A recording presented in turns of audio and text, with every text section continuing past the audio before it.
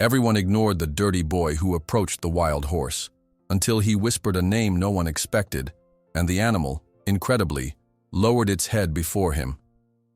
The sky above Louisville had just begun to bleed from black to deep blue when Miguel Ramirez opened his eyes.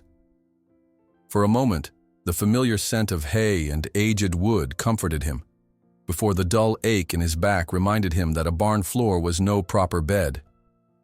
He sat up carefully, his thin blanket sliding off as he reached for the small tin box hidden beneath a loose floorboard.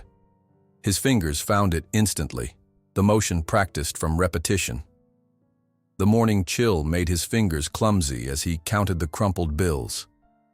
$27, all he had to show for 2 weeks of dawn-to-dusk labor. Miguel closed his eyes, calculating what he needed most. Soap, perhaps, and definitely food. The harmonica repairs would have to wait. Sufficient for today, he whispered to himself in Spanish, the language he reserved for his private thoughts. He tucked $15 into his shoe and the rest into the pocket of his worn jeans. The harmonica, tarnished silver with his father's initials scratched into the back, went into his other pocket, where it always stayed. Outside, the world was still hushed. Miguel moved with practiced stealth, staying close to fences and shrubbery, making himself invisible in that way he'd perfected since crossing the border. Churchill Downs loomed ahead, its famous twin spires catching the first golden light while the rest of the complex remained in shadow. The employee entrance was already busy with early shift workers, exercise riders, grooms, feed workers. Miguel slipped in behind a delivery truck, nodding casually to the drowsy security guard who had long ago decided the quiet Latino boy wasn't worth the paperwork. "Hey, little ghost," Pedro called softly in Spanish as Miguel passed the feed room. The older man, a groom from Veracruz, slid a paper-wrapped sandwich toward him. "Eat something. You're disappearing." Miguel accepted it with a nod, careful not to make eye contact too long. Attachments were dangerous, for both of them. "The new horses from Texas arrived today," Pedro added, his voice lowered. "The rich man brings his prize stallion. They say it's crazy. Killed 2 men already." Miguel nodded again, filing away the information. Crazy horses meant chaos, and chaos meant everyone would be too busy to notice him. He headed for the back barns, where his unofficial territory began, the stalls of difficult horses that the professional trainers handled only when necessary. The barn manager tolerated Miguel's presence because somehow the problem horses were calmer after the boy spent time with them. No one asked questions about a service that saved them time and trouble. As he picked up a mucking fork and began the day's labor, Miguel's mind drifted back to the river. The memory came often, especially in early mornings like this. The cold water, his mother's hands pushing him upward toward air, her final words carried away by the current. "Corre, Miguel!" "Run, Miguel." And he had run. Across Texas, through Oklahoma, finally stopping in Kentucky where a kind truck driver had left him, mentioning that the horse farms always needed workers who didn't ask for much. The first stall belonged to a chestnut mare who had developed a habit of biting handlers. She nickered softly when Miguel approached. "Buenos dias, Estrella," he greeted, letting himself into her stall. She shifted nervously but didn't pin her ears. "Progress. Today we clean, then maybe some music." He worked efficiently, speaking softly in Spanish the entire time, telling the mare about his dreams from the night before, about the clouds he'd seen forming, about nothing of consequence. What mattered was the rhythm of his voice, the lack of demands in his presence. When the stall was clean, Miguel sat on an overturned bucket and pulled out his harmonica. The first notes of La Golondrina floated through the barn, a song about swallows searching for home. Estrella's ears flicked forward, her breathing slowed. "You understand music better than people, no?" Miguel observed as he finished the song. The mare had moved closer, her head lowered in relaxation. 3 stalls later, his morning rounds complete, Miguel pocketed the few dollars the barn manager had wordlessly handed him and headed toward the main complex. Something different hung in the air today. A tension, an expectancy. Workers moved with unusual purpose, and men in suits inspected the facilities. "They're coming," Pedro murmured as he passed, carrying feed bags. The Texas oil man, Blackwell. "Hide your face, little ghost." Miguel nodded, slipping into the shadows of the equipment shed just as the procession arrived. First came 3 black SUVs, followed by a gleaming silver horse trailer, not the utilitarian transport used by most trainers, but a custom-built vehicle with tinted windows and chrome detailing. Behind it rolled 2 more trailers and additional vehicles, a caravan of wealth entering the hallowed grounds of Churchill Downs. From his hidden vantage point, Miguel watched as Jeremiah Blackwell emerged from the lead vehicle. The man moved with the confidence of someone who had never questioned his right to occupy space. Tall, broad-shouldered, with a custom Stetson and hand-tooled boots, he surveyed the surroundings like a general inspecting conquered territory. "Let's get Thunderstorm settled before the press arrives," Blackwell commanded, his Texas drawl carrying across the yard. "I want him looking perfect for the cameras." Miguel's attention shifted to the trailer, where an unusual amount of activity suggested something challenging inside. 6 men surrounded the ramp, tension evident in their stances. When the ramp finally lowered, Miguel caught his breath. The stallion that emerged was magnificent, 17 hands of pure black power, muscles rippling beneath a coat that gleamed even in shadow. But what struck Miguel most was the animal's eyes, wide, white-rimmed, seeing everything and nothing. "Easy, you devil," one handler muttered, yanking the lead rope as the stallion balked. That's when Miguel saw it, a patch of irregular hair along the animal's shoulder and back, the unmistakable pattern of healed, burned tissue. Unconsciously, his hand went to his own neck, fingers tracing the similar texture hidden beneath his collar. The stallion reared suddenly, powerful forelegs pawing the air as handlers scattered. Blackwell's face darkened with anger. "Get that animal under control," he snapped. "This display isn't what I'm paying you for." Eventually, with much shouting and force, Thunderstorm was secured in the special stall prepared for him, larger than standard, with reinforced walls and a double-latched door. The stallion paced inside, his movements betraying his agitation. Drawn by something he couldn't name, Miguel lingered nearby as the press began to arrive. Reporters with cameras and microphones gathered around Blackwell, who transformed instantly into a charming host. "Thunderstorm represents the future of American breeding," Blackwell announced, his voice booming with practiced conviction. $4 million may seem steep to some, but you're looking at the bloodlines that will dominate tracks for the next generation. A reporter called out, "Mr. Blackwell, what about the reports that Thunderstorm has killed 2 handlers and injured others?" Blackwell's smile didn't waver. "All great stallions have fire in their blood. There have been some adjustment issues since the fire at his previous facility. Nothing that a little Texas discipline won't resolve." From his hidden spot, Miguel watched the stallion's reaction to the commotion, the flared nostrils, the tensed muscles, the eyes that never stopped searching for danger. He recognized that look. He'd seen it in his own reflection many times. That night, Miguel couldn't sleep. The image of Thunderstorm's scarred back and panicked eyes kept returning. Around midnight, he slipped out of his barn loft and made his way back to the special stabling area. Security was present but minimal, a single guard who had settled into a comfortable chair with his phone. Miguel moved past him using the shadows, approaching Thunderstorm's stall from the back corridor. The stallion was awake, his black coat almost invisible in the dim night lighting.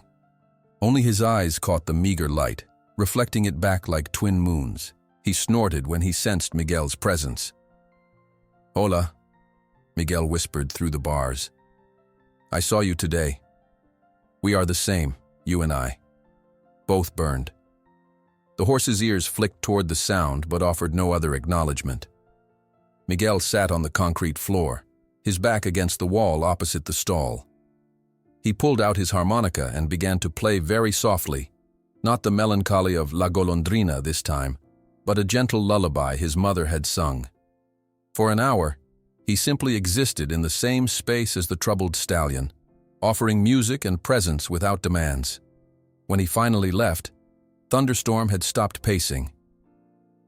The next morning brought chaos to Churchill Downs. Blackwell had scheduled a private showing of Thunderstorm for select potential buyers before the official auction. The main exhibition arena had been prepared with special lighting and seating for the elite of the racing world. Miguel watched from the shadows as handlers attempted to prepare the stallion for his appearance. Thunderstorm refused the special presentation halter, rearing and striking out with deadly precision. "Drug him if you have to," Blackwell ordered after the third attempt failed. "I've got Saudi royalty out there waiting to see what $4 million looks like on the hoof." Despite sedatives administered by a veterinarian, Thunderstorm remained dangerous. The stallion entered the arena like a storm cloud, barely controlled by two handlers with lead ropes on either side. His eyes rolled white, nostrils flared red. The assembled buyers shifted uncomfortably in their seats as Blackwell began his practice speech about bloodlines and potential. Mid-sentence, disaster struck. A photographer's flash triggered something in Thunderstorm's traumatized mind. The stallion exploded. Lead ropes snapped. Handlers flew backward. The sturdy arena fencing creaked as 1,700 pounds of panicked horse slammed against it. Women screamed. Men in expensive suits scrambled for exits. "Control that animal!" Blackwell roared, his composed facade cracking as his investment threatened to destroy itself and his reputation simultaneously. Professional trainers rushed in with ropes and whips, which only escalated the stallion's terror. Thunderstorm reared to his full height, striking out with hooves that could shatter a human skull instantly. Miguel couldn't explain later what drove him to act. Perhaps it was recognition of shared trauma, or perhaps simply the inability to watch suffering without response. Before conscious thought formed, he had slipped beneath the arena railing and stepped into the chaos. "Stop, kid! He'll kill you!" someone shouted. Miguel barely heard. The world had narrowed to just himself and the panicked horse. With slow, deliberate steps, he walked toward the center of the arena, his right hand holding his father's harmonica. Thunderstorm wheeled to face this new presence, his massive body quivering with fear and aggression. Miguel stopped about 15 feet away and simply sat cross-legged on the sand. Without hurry, he raised the harmonica to his lips and began to play La Golondrina. The melancholy notes filled the suddenly silent arena. Thunderstorm snorted, pawing the ground, but something subtle shifted in his posture. His ears, previously flattened against his skull in aggression, twitched forward slightly. Miguel played on, his eyes never leaving the stallions, not in challenge, but in quiet recognition. When the song ended, he lowered the harmonica and extended his empty hand, palm up. "Somos iguales, tú y yo," he said softly. "Ambos quemados, ambos solos." "We are the same, you and I. Both burned, both alone." The massive black horse took one hesitant step toward the boy, then another. The audience collectively held its breath. Blackwell gripped his manager's arm with bruising force. Then, in a gesture that would make headlines the next day, Thunderstorm lowered his majestic head until his nostrils nearly touched Miguel's extended fingers. There was no contact, not yet. But in that moment of voluntary proximity, something happened that none of the equine experts present had ever witnessed. The wild, unmanageable animal exhaled a long breath, as if, for the first time since the fire, allowing the constant tension to leave his body. "My God," whispered a veteran horse breeder in the stands. "That boy he's an illegal," Blackwell finished coldly, his initial shock rapidly transforming into calculation. "And that's my $4 million horse." Miguel remained motionless, ignoring the world around him, his attention entirely focused on the enormous animal before him. When he finally stood, Thunderstorm didn't retreat. Instead, the horse kept his eyes fixed on the boy as Miguel slowly backed toward the exit, never breaking eye contact. It was a brief first encounter, without touches or dramatic demonstrations, but to everyone present, it was like witnessing an impossible tornado suddenly calming by its own will. As Miguel disappeared through the stable door, leaving professional handlers to finally approach and lead a surprisingly docile Thunderstorm back to his stall, Blackwell observed with calculating eyes. It wasn't the miraculous connection he saw, but a business opportunity. "Find out who that boy is," he ordered his assistants, "and what he did to my horse." "Find out who that boy is." Blackwell's command lingered in the air as his assistants scattered to execute his will. His cold eyes remained fixed on the stable door where Miguel had disappeared, his mind already calculating profit margins and marketing opportunities. The miracle he had just witnessed wasn't a moment of connection between two wounded souls.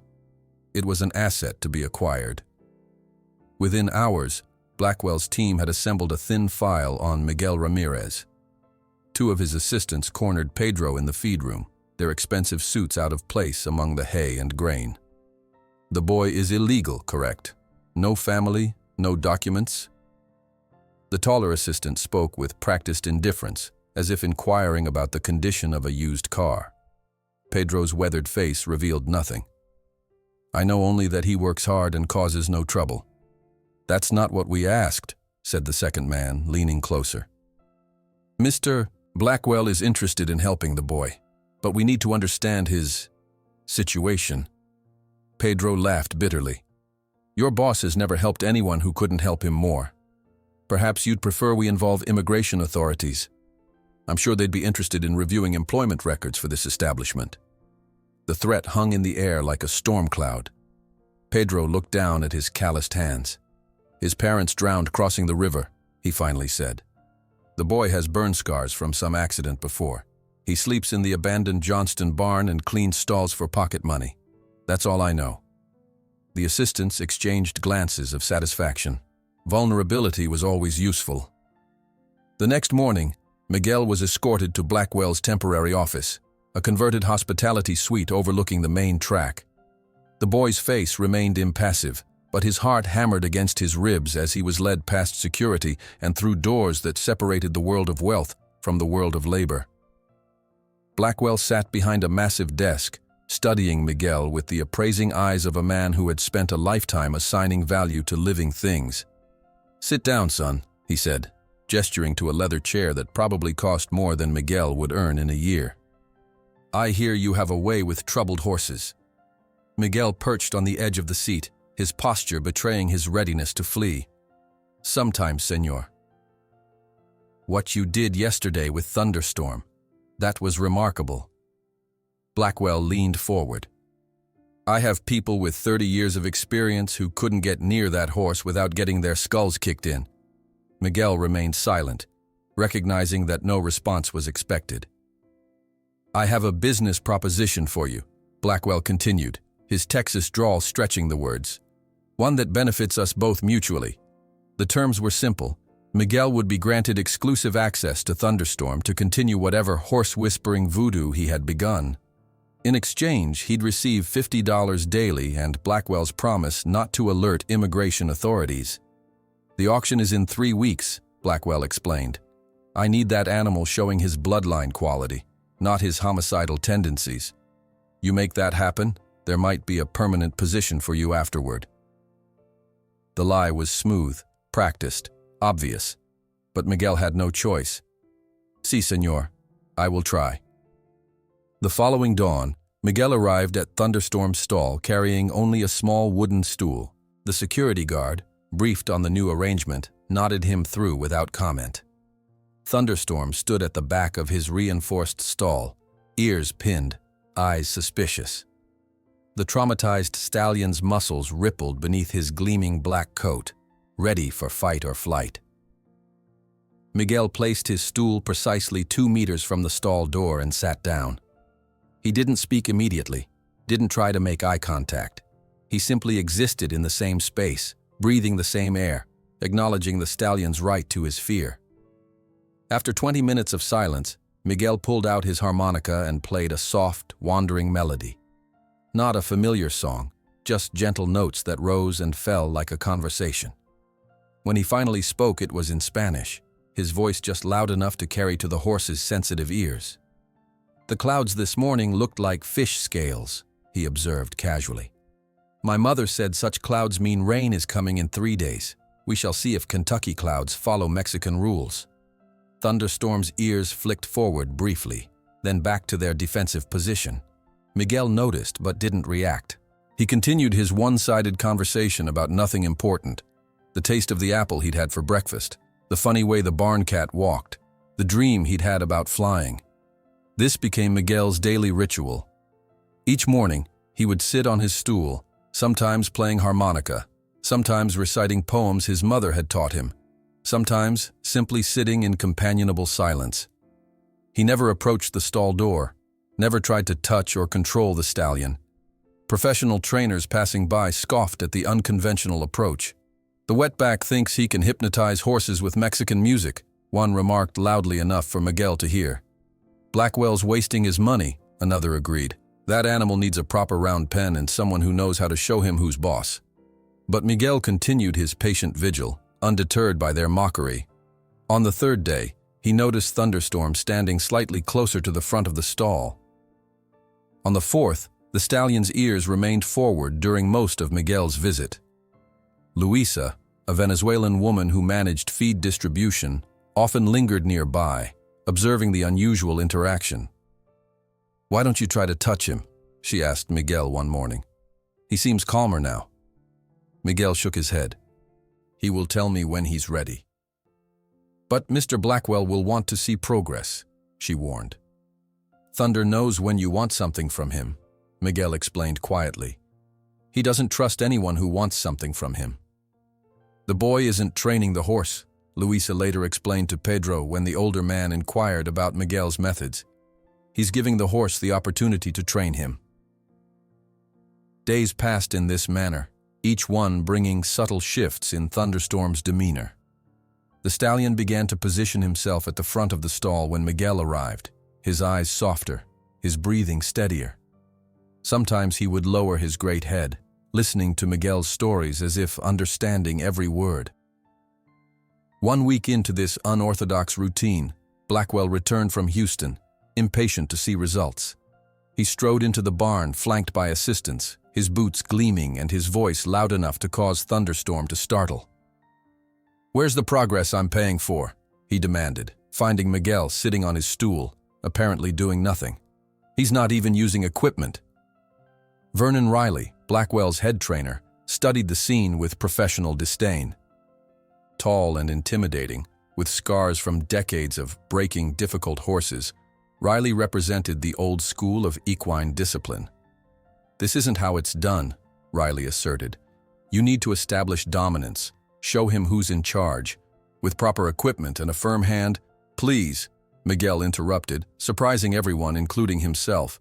His trust is still new, like thin ice on water. Blackwell's face darkened. "I'm not paying for trust, boy. I'm paying for results."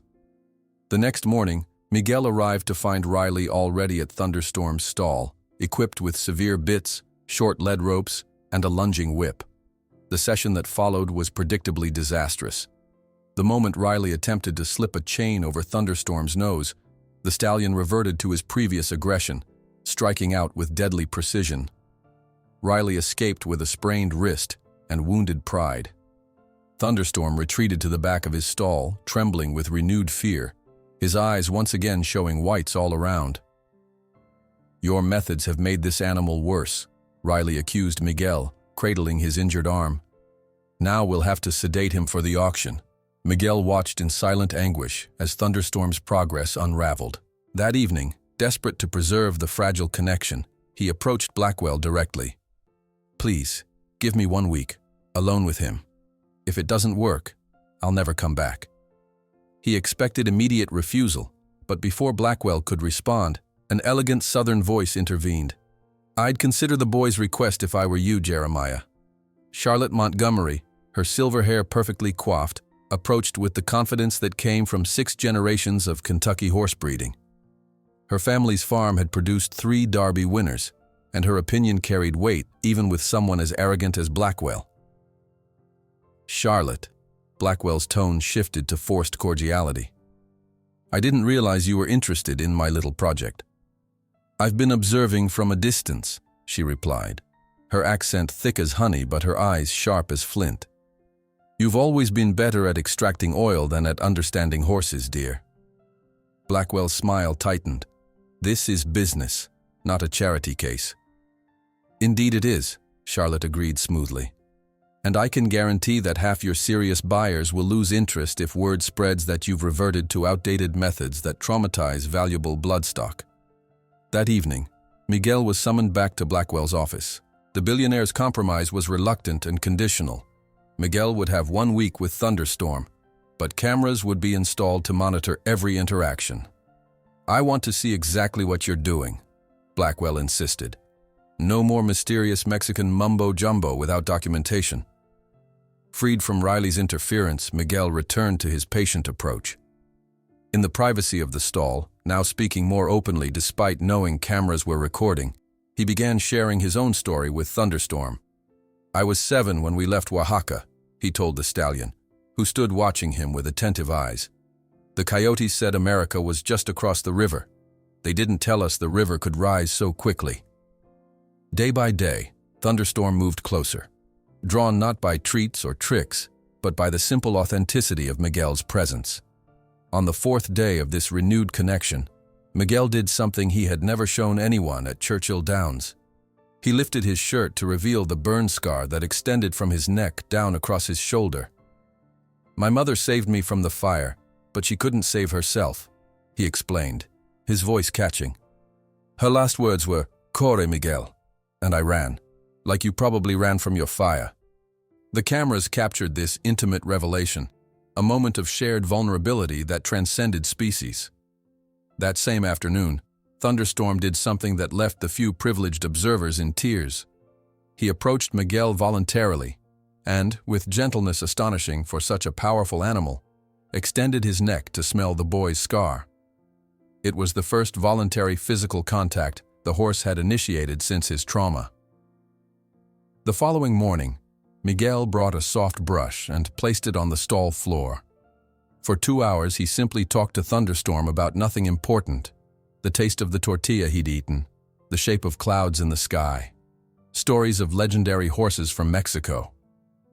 Eventually, the stallion approached the brush, sniffed it, and then positioned himself beside Miguel, a silent permission. With slow, respectful movements, the boy began to brush the gleaming black coat, carefully avoiding the scarred areas. "It doesn't hurt so much anymore, does it?" he murmured. "But you still remember." "I do too." News of the breakthrough spread quickly through the stables. Workers began finding excuses to pass by Thunderstorm's stall, witnessing with admiration how the killer horse now calmly followed Miguel around the enclosure, without ropes or controls. On the 7th day, when Blackwell returned expecting a failure that would justify dismissing the boy, he found a small crowd of handlers, assistants, and even some jockeys gathered discreetly in the observation area. What he witnessed left him momentarily speechless.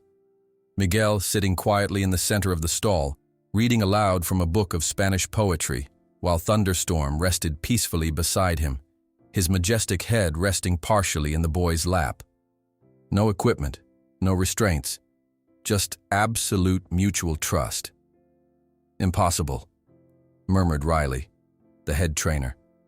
"I've never seen—" "It's as if they're the same species," observed Charlotte Montgomery, who had appeared discreetly to witness the progress.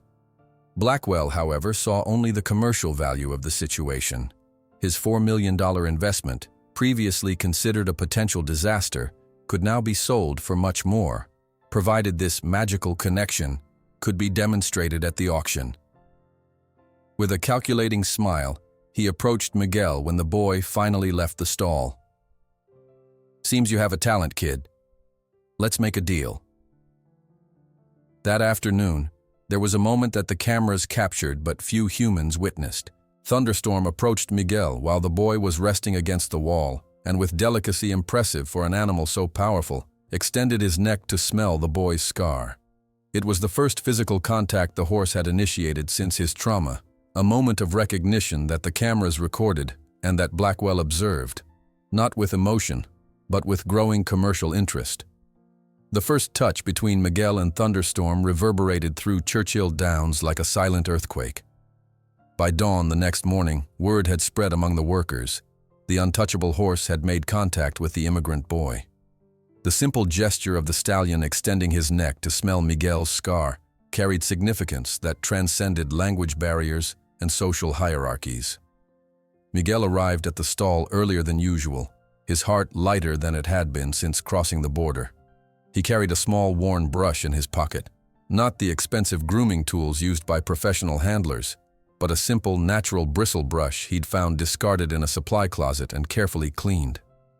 Thunderstorm stood alert at the front of his stall, ears pricked forward when he heard Miguel's familiar footsteps. The stallion's eyes, once rolling with terror, now held a cautious recognition that bordered on anticipation. "Buenos dias, amigo," Miguel greeted softly, settling on his stool. "I brought something today. May I show you?" With deliberate slowness, he pulled the brush from his pocket and placed it on the ground of the stall, then backed away. The brush lay in the space between them, an invitation without pressure.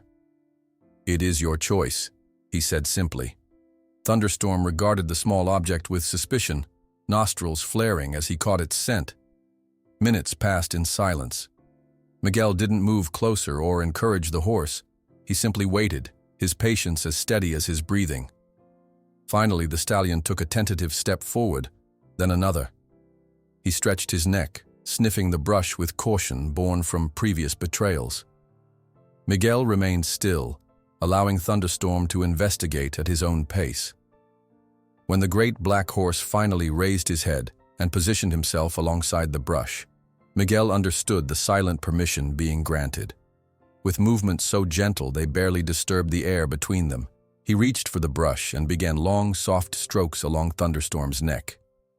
"No duele tanto ya, verdad?" Miguel murmured. "It doesn't hurt so much now, does it?" The stallion's muscles trembled beneath Miguel's touch, not with fear but with the strange rediscovery of pleasure. Each stroke of the brush seemed to release years of tension, memories of pain gradually yielding to the present moment of safety. Miguel carefully avoided the scarred areas along the horse's back and flank, burn marks that mirrored his own. These wounds weren't merely physical. They were landmarks of terror that needed acknowledgement before healing could progress.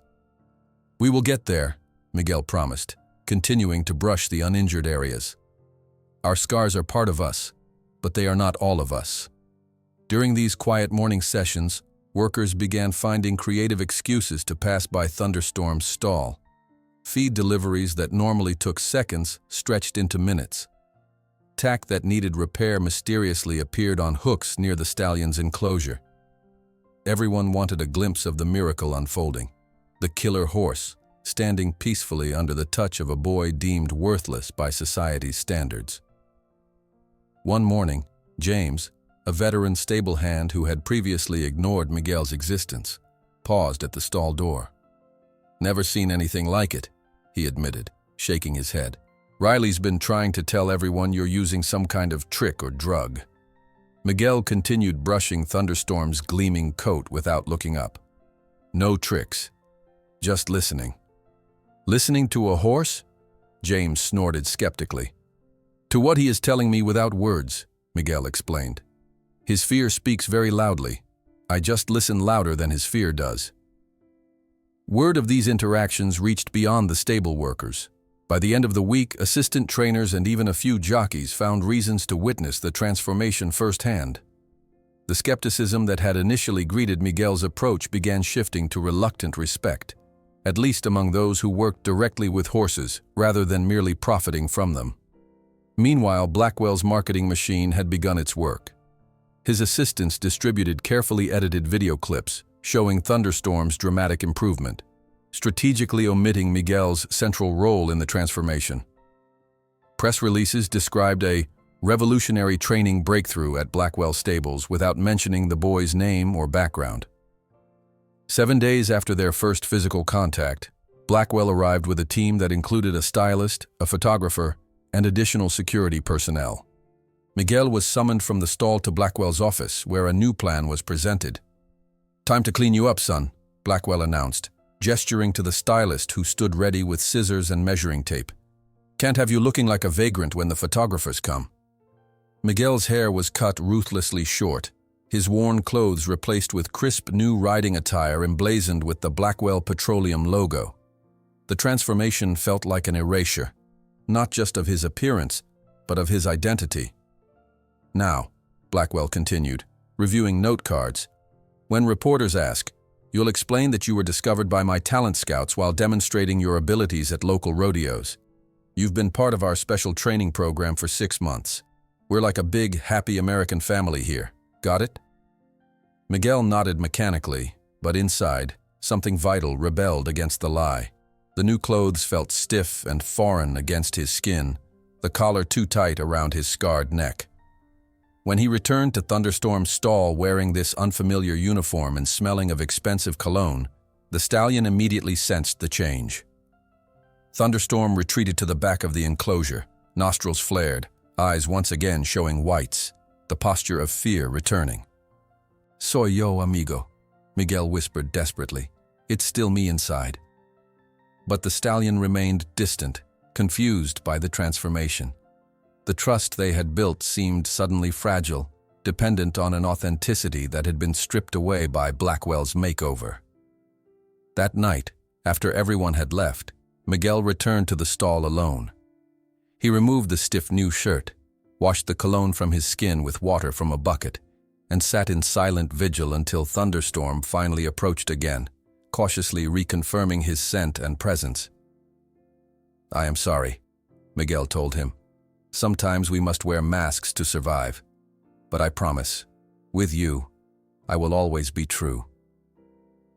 As Blackwell's marketing campaign intensified, so did the scrutiny from outside observers. Charlotte Montgomery began discreetly investigating Blackwell's history with other horses, uncovering troubling patterns.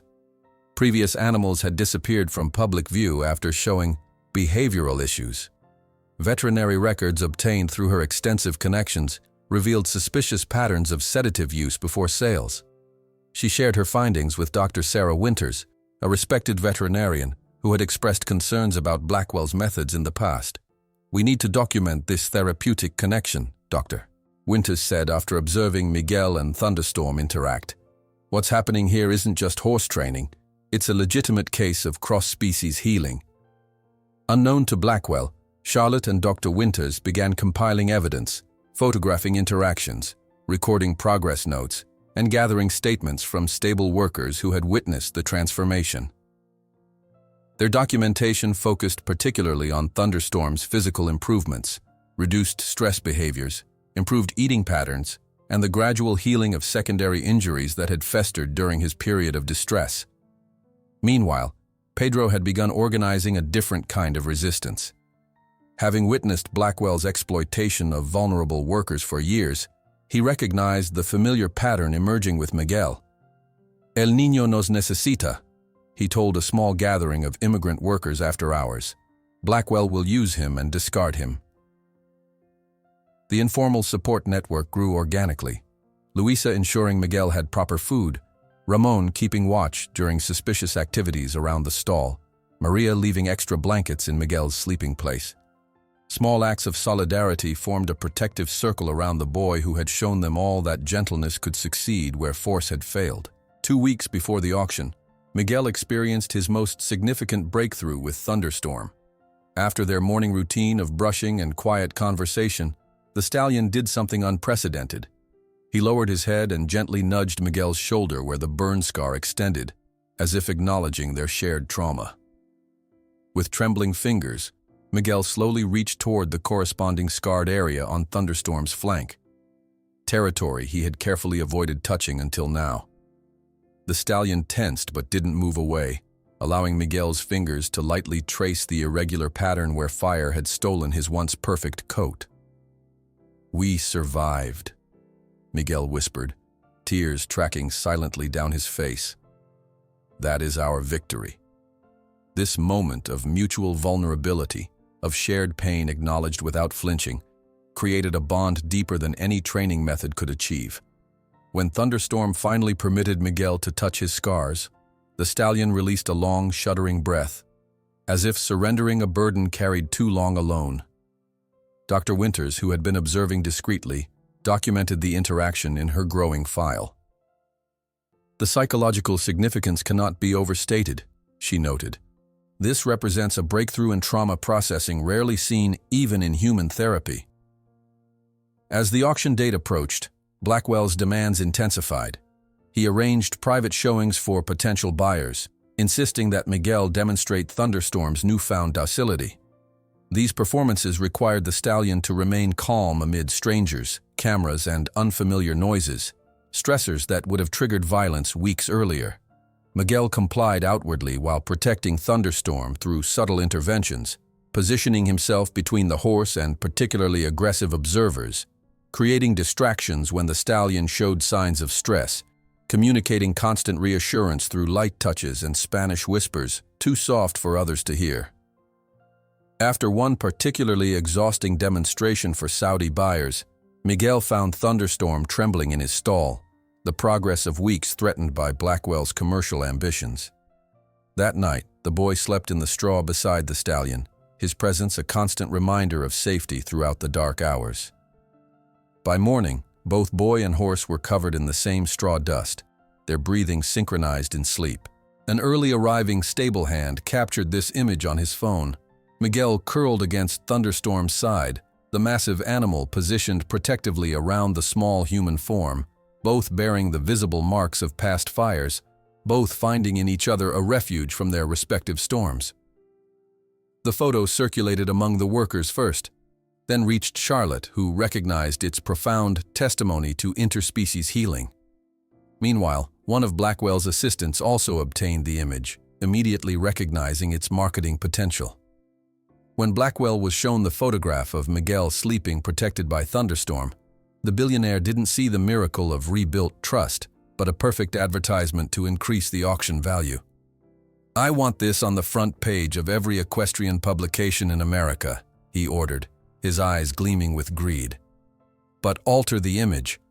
Put the Blackwell uniform on the boy. Nobody needs to know he's just a temporary substitute. I want this on the front page of every equestrian publication in America." Blackwell's command hung in the air like a toxic cloud. His eyes, cold and calculating, saw only dollar signs where others witnessed a miracle of connection. "But alter the image. Put the Blackwell uniform on the boy. Nobody needs to know he's just a temporary substitute." The doctored photograph appeared 3 days later in the Blood Horse magazine, its centerfold featuring Miguel and Thunderstorm in an intimate moment of trust, except Miguel wore a pristine Blackwell uniform he'd never owned, and the dirt and exhaustion had been airbrushed from his face. The headline read, "Blackwell's revolutionary training method tames untamable stallion." Within 48 hours, Miguel's anonymity evaporated. Reporters began lingering near Thunderstorm's stall, hoping to glimpse the Blackwell prodigy. Television crews requested interviews. Social media buzzed with speculation about the mysterious boy who could calm killer horses. "Remember your story," Blackwell instructed Miguel, gripping his shoulder painfully tight before a camera crew from ESPN arrived. "You've been with us 6 months. My scouts discovered you at a small rodeo in Texas. We're family here." The lies felt like stones in Miguel's mouth as he recited them mechanically. "I was discovered by Mr. Blackwell's talent scouts during a demonstration in Texas. The Blackwell training program gave me this opportunity."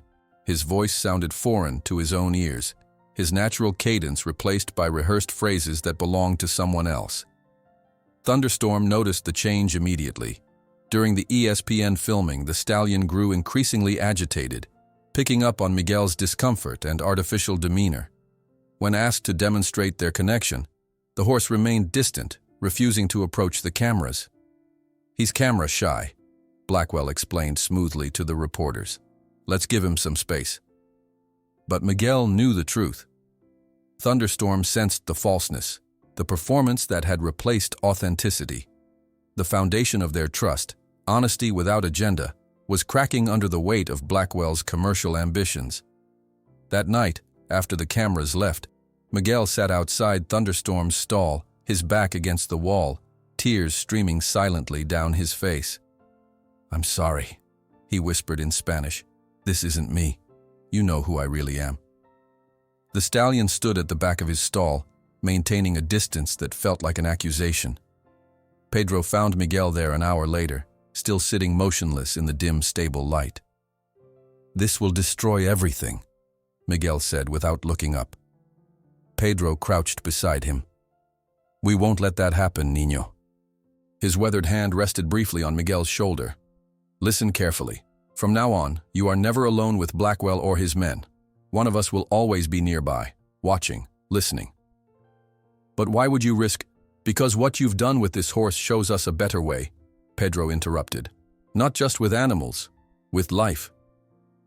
True to his word, Pedro organized a rotation among the immigrant workers. When Miguel conducted morning sessions with Thunderstorm, Maria would be sweeping nearby stalls. During afternoon demonstrations, Ramon found reasons to repair equipment within earshot. Luisa rearranged feeding schedules to coincide with Miguel's movements. This invisible support network became Miguel's armor against Blackwell's growing pressure. The billionaire, sensing the approaching auction date, demanded increasingly dramatic demonstrations of Thunderstorm's transformation. "We need him to perform, not just stand there looking pretty," Blackwell insisted during a strategy meeting.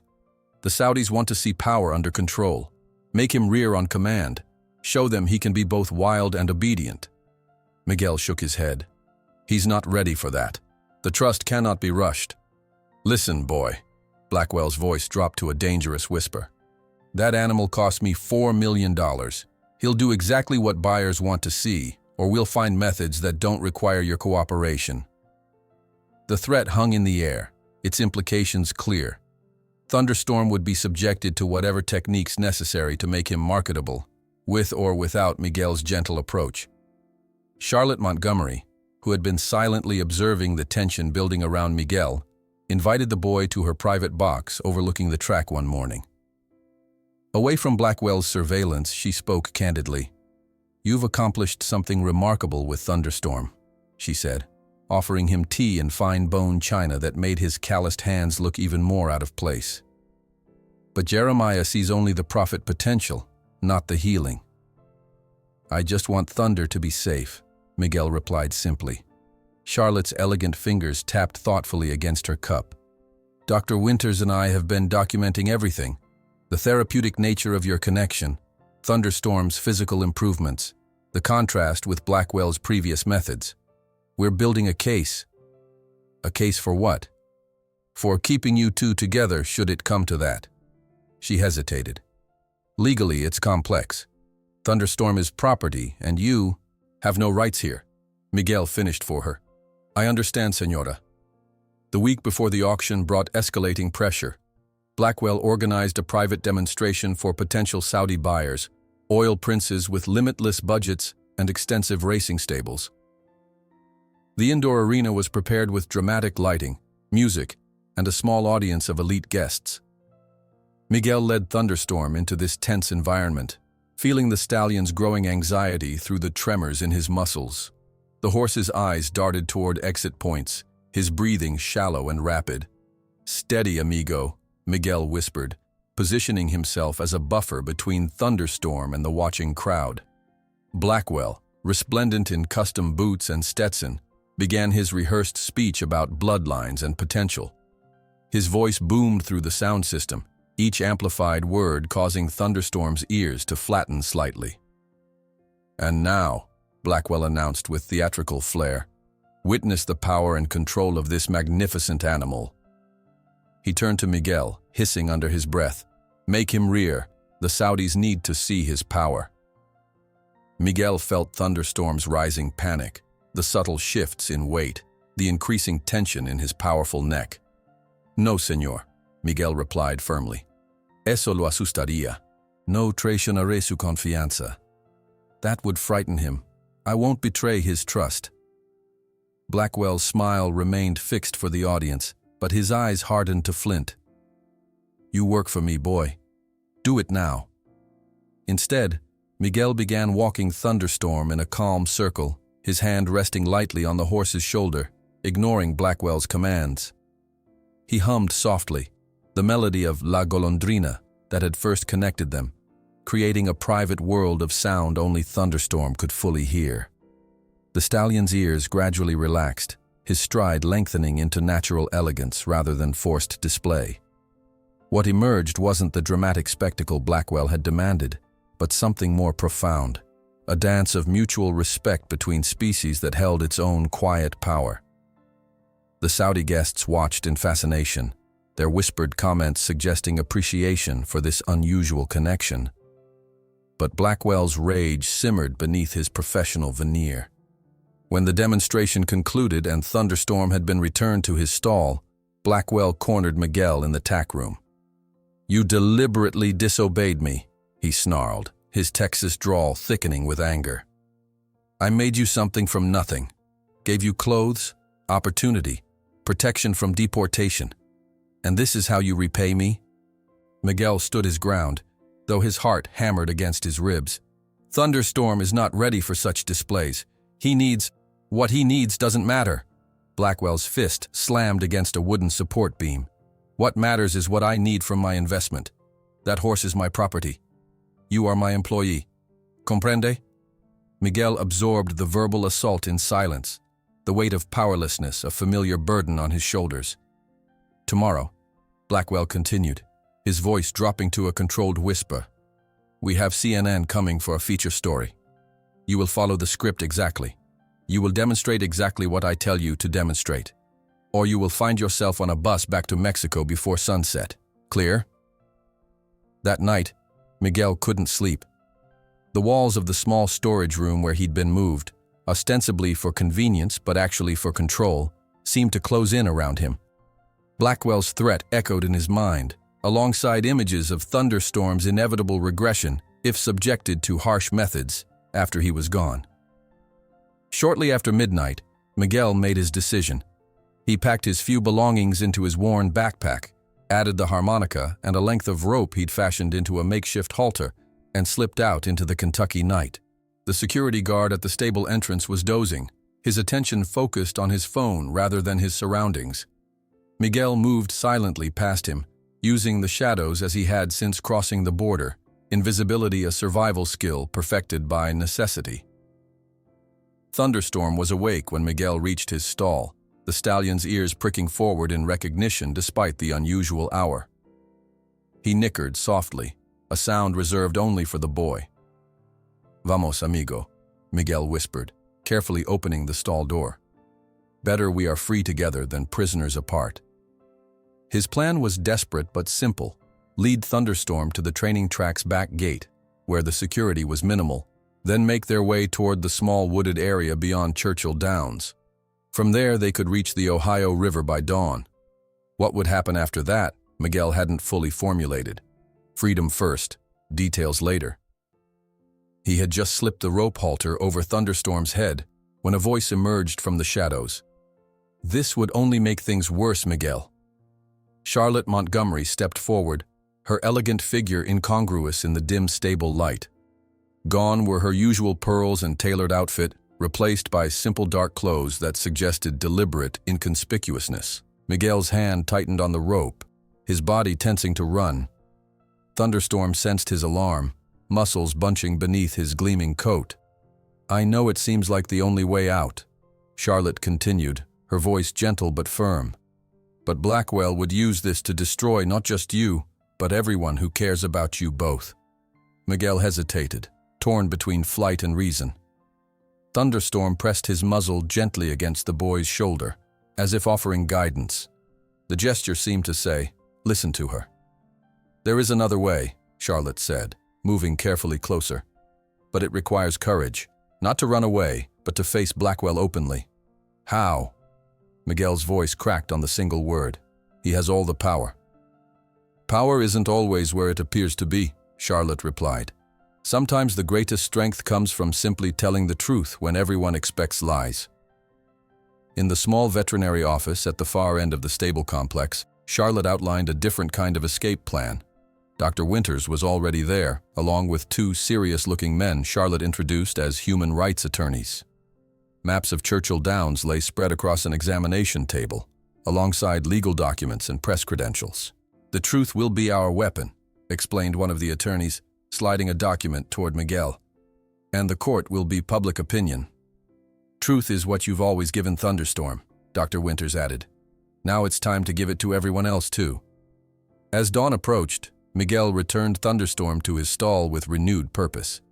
The stallion seemed to sense the shift in his human friend, the desperation replaced by determination.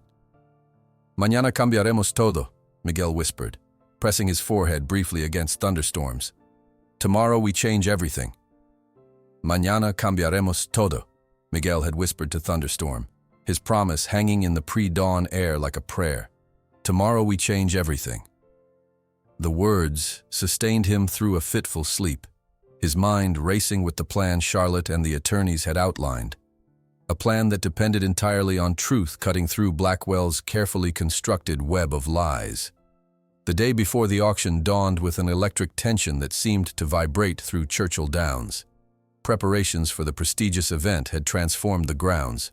Elaborate floral arrangements adorned entrance gates, red carpets unfurled across pathways normally trodden by work boots, and champagne deliveries arrived by the crate. But beneath this veneer of celebration, something darker brewed. In his temporary office, Jeremiah Blackwell convened with his veterinary team, his expression betraying none of the anxiety that tightened his shoulders. "I need Thunderstorm absolutely perfect tomorrow," he instructed, examining the schedule laid before him. "The Sheikh's representatives will be in the front row, and the Crown Prince has expressed personal interest." The head veterinarian shifted uncomfortably. "Mr. Blackwell, we've observed some stress behaviors returning since the television crews arrived. Perhaps if we reduced external stimuli before—" "I didn't ask for observations," Blackwell interrupted sharply. "I need solutions. What can you give him to ensure he remains calm without appearing drugged?" Dr. Patterson, a younger veterinarian with thinning hair and thicker ethics, cleared his throat. "There are mild anxiolytics that wouldn't trigger standard testing, but I'm not comfortable—" "Comfort isn't my concern," Blackwell leaned forward. "Write the prescription, and remember who signs your considerable paycheck." From the hallway outside, Dr. Sarah Winters listened, her phone discreetly recording the exchange. When the meeting concluded, she slipped away, the evidence secured, another piece in Charlotte's growing file against Blackwell's practices. Meanwhile, Miguel spent hours with Thunderstorm, preparing him as best he could for the overwhelming sensory assault of the auction. The stallion had become increasingly sensitive to Miguel's emotional state, and today, despite the boy's attempts to project calm, Thunderstorm detected the underlying current of anxiety. "Mañana habrá mucho ruido, mucha gente," Miguel explained softly, running his hands along the horse's neck. "Tomorrow will be loud, with many people, but I will be with you." Thunderstorm's ears flicked back and forth, his dark eyes tracking Miguel's movements with heightened attention. The bond between them had evolved to a form of wordless communication, the stallion now able to distinguish subtle shifts in Miguel's breathing, posture, and scent that signaled emotional changes. "No matter what happens," Miguel continued, "remember that not all humans want to hurt you. Some want to help." The stallion lowered his head, gently pressing his forehead against Miguel's chest, a gesture of trust that still amazed the stable workers who witnessed it. For a horse that had nearly killed men who approached him, this voluntary vulnerability represented a psychological transformation that defied conventional training wisdom. That afternoon, Pedro was tasked with delivering updated schedule documents to the administrative office. With most staff occupied by auction preparations, he seized the opportunity to photograph records from Blackwell's files, documentation of previous horses, veterinary treatments, and sale histories that Charlotte had requested. He was carefully replacing a folder when a shadow fell across the doorway. "What exactly are you doing?"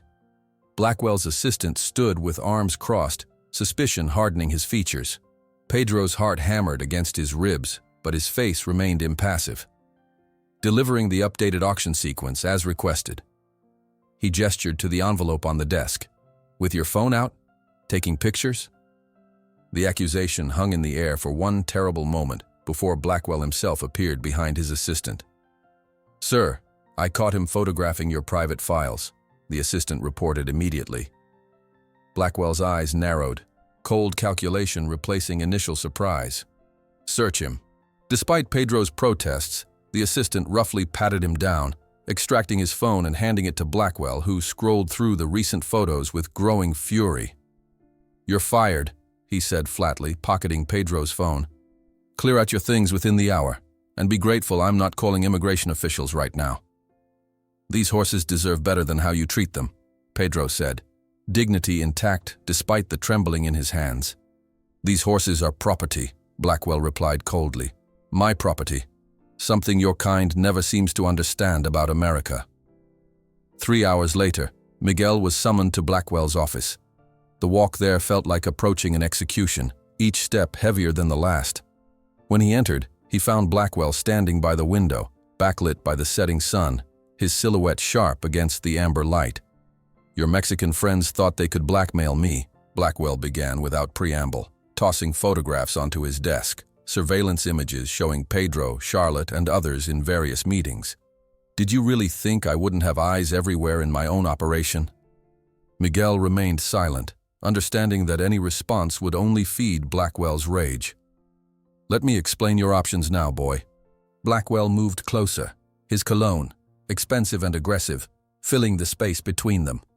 "Tomorrow, you will do exactly what we rehearsed. You will tell the story exactly as written. You will make Thunderstorm perform precisely as instructed. And afterward, you will disappear, quietly." He leaned closer, his voice dropping to a whisper that felt like a knife against Miguel's ear.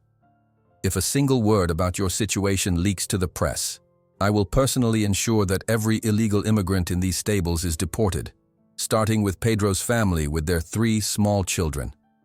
The threat struck Miguel like a physical blow. He had known Blackwell was ruthless, but the calculated cruelty of targeting innocent children revealed a darkness beyond what he had imagined.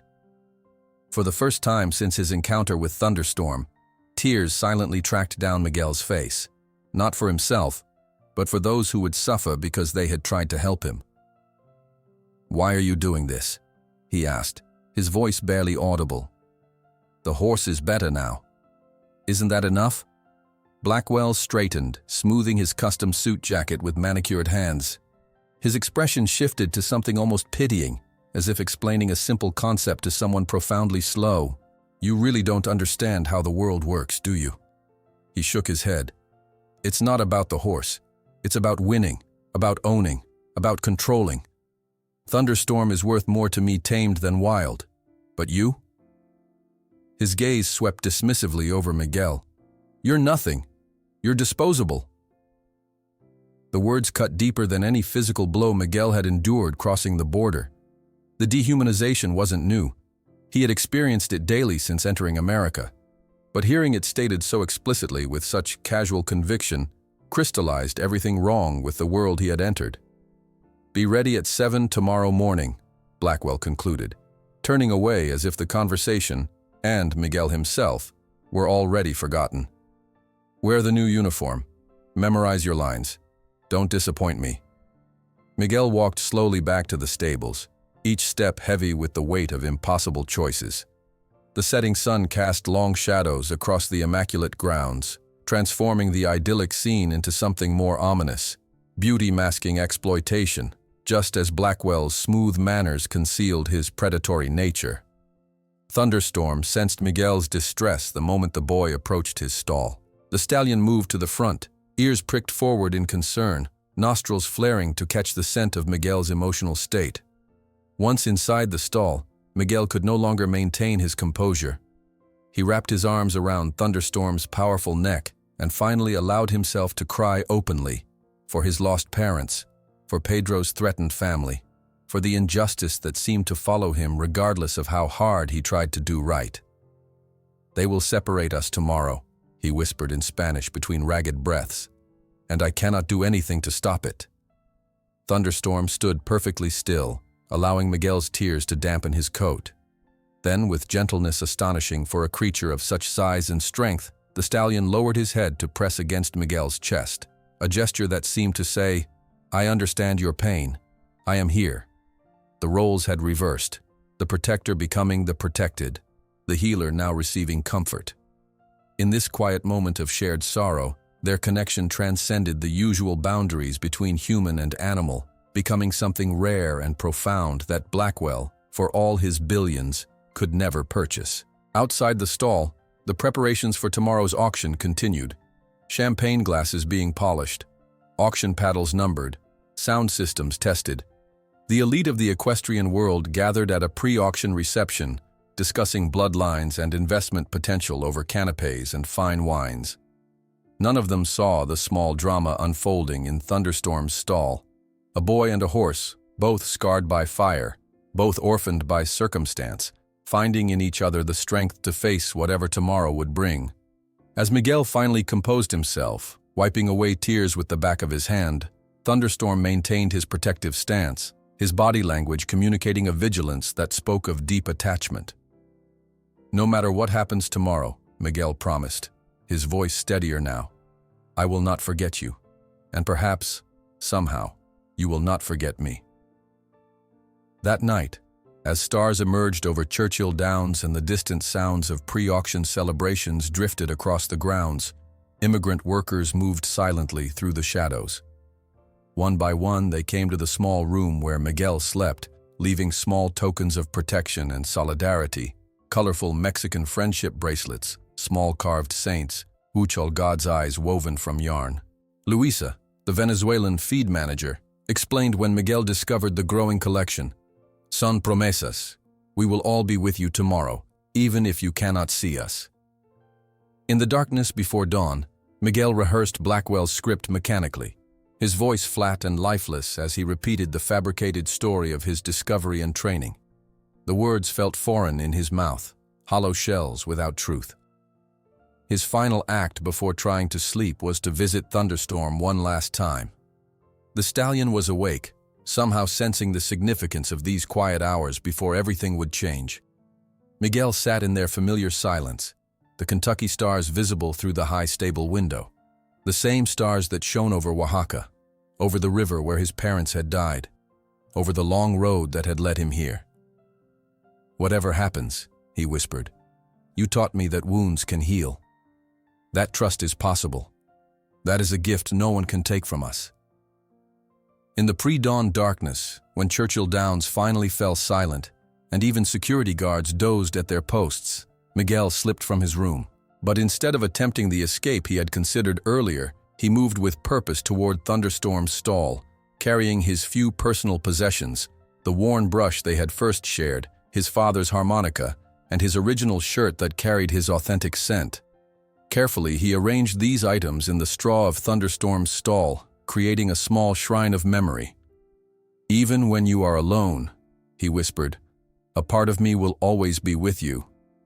What Miguel didn't know was that Blackwell watched this farewell through security cameras, his face a mask of cold contemplation as he witnessed this final act of connection between the boy he considered worthless and the horse he valued only in dollars.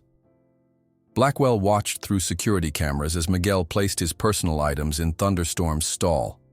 The billionaire's face remained impassive, but his mind calculated each element of tomorrow's spectacle, seeing only dollar signs where others might recognize devotion. Dawn broke over Churchill Downs with theatrical perfection, as if nature itself had been hired as part of Blackwell's production team. The famous twin spires gleamed gold in early sunlight, dew sparkled on manicured lawns, and staff moved with the practiced efficiency of a Broadway crew preparing for opening night. The auction hall, normally used for smaller sales, had been transformed into a showcase worthy of royalty, with tiered seating for elite buyers, champagne stations at strategic intervals, and dramatic lighting designed to make even ordinary horses look mythical. By 7 o'clock, a steady stream of limousines and luxury SUVs began arriving. Women in designer dresses and elaborate hats, men in bespoke suits and handmade boots, the unofficial uniform of those wealthy enough to consider multi-million-dollar horses a reasonable weekend purchase. Security personnel with earpieces and subtle bulges beneath their jackets verified credentials with practiced politeness that nonetheless communicated clear boundaries. Wealth was the price of admission to this rarefied air. Miguel stood in his preparation room, staring at his reflection in a full-length mirror. The boy looking back seemed like a stranger, hair perfectly styled, wearing tailored riding attire with the Blackwell Petroleum logo embroidered in gold thread over his heart. 2 assistants fussed around him, adjusting his collar, offering last-minute coaching on pronunciation and posture.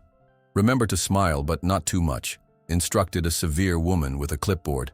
"Mr. Blackwell wants you projecting quiet confidence, not childish excitement."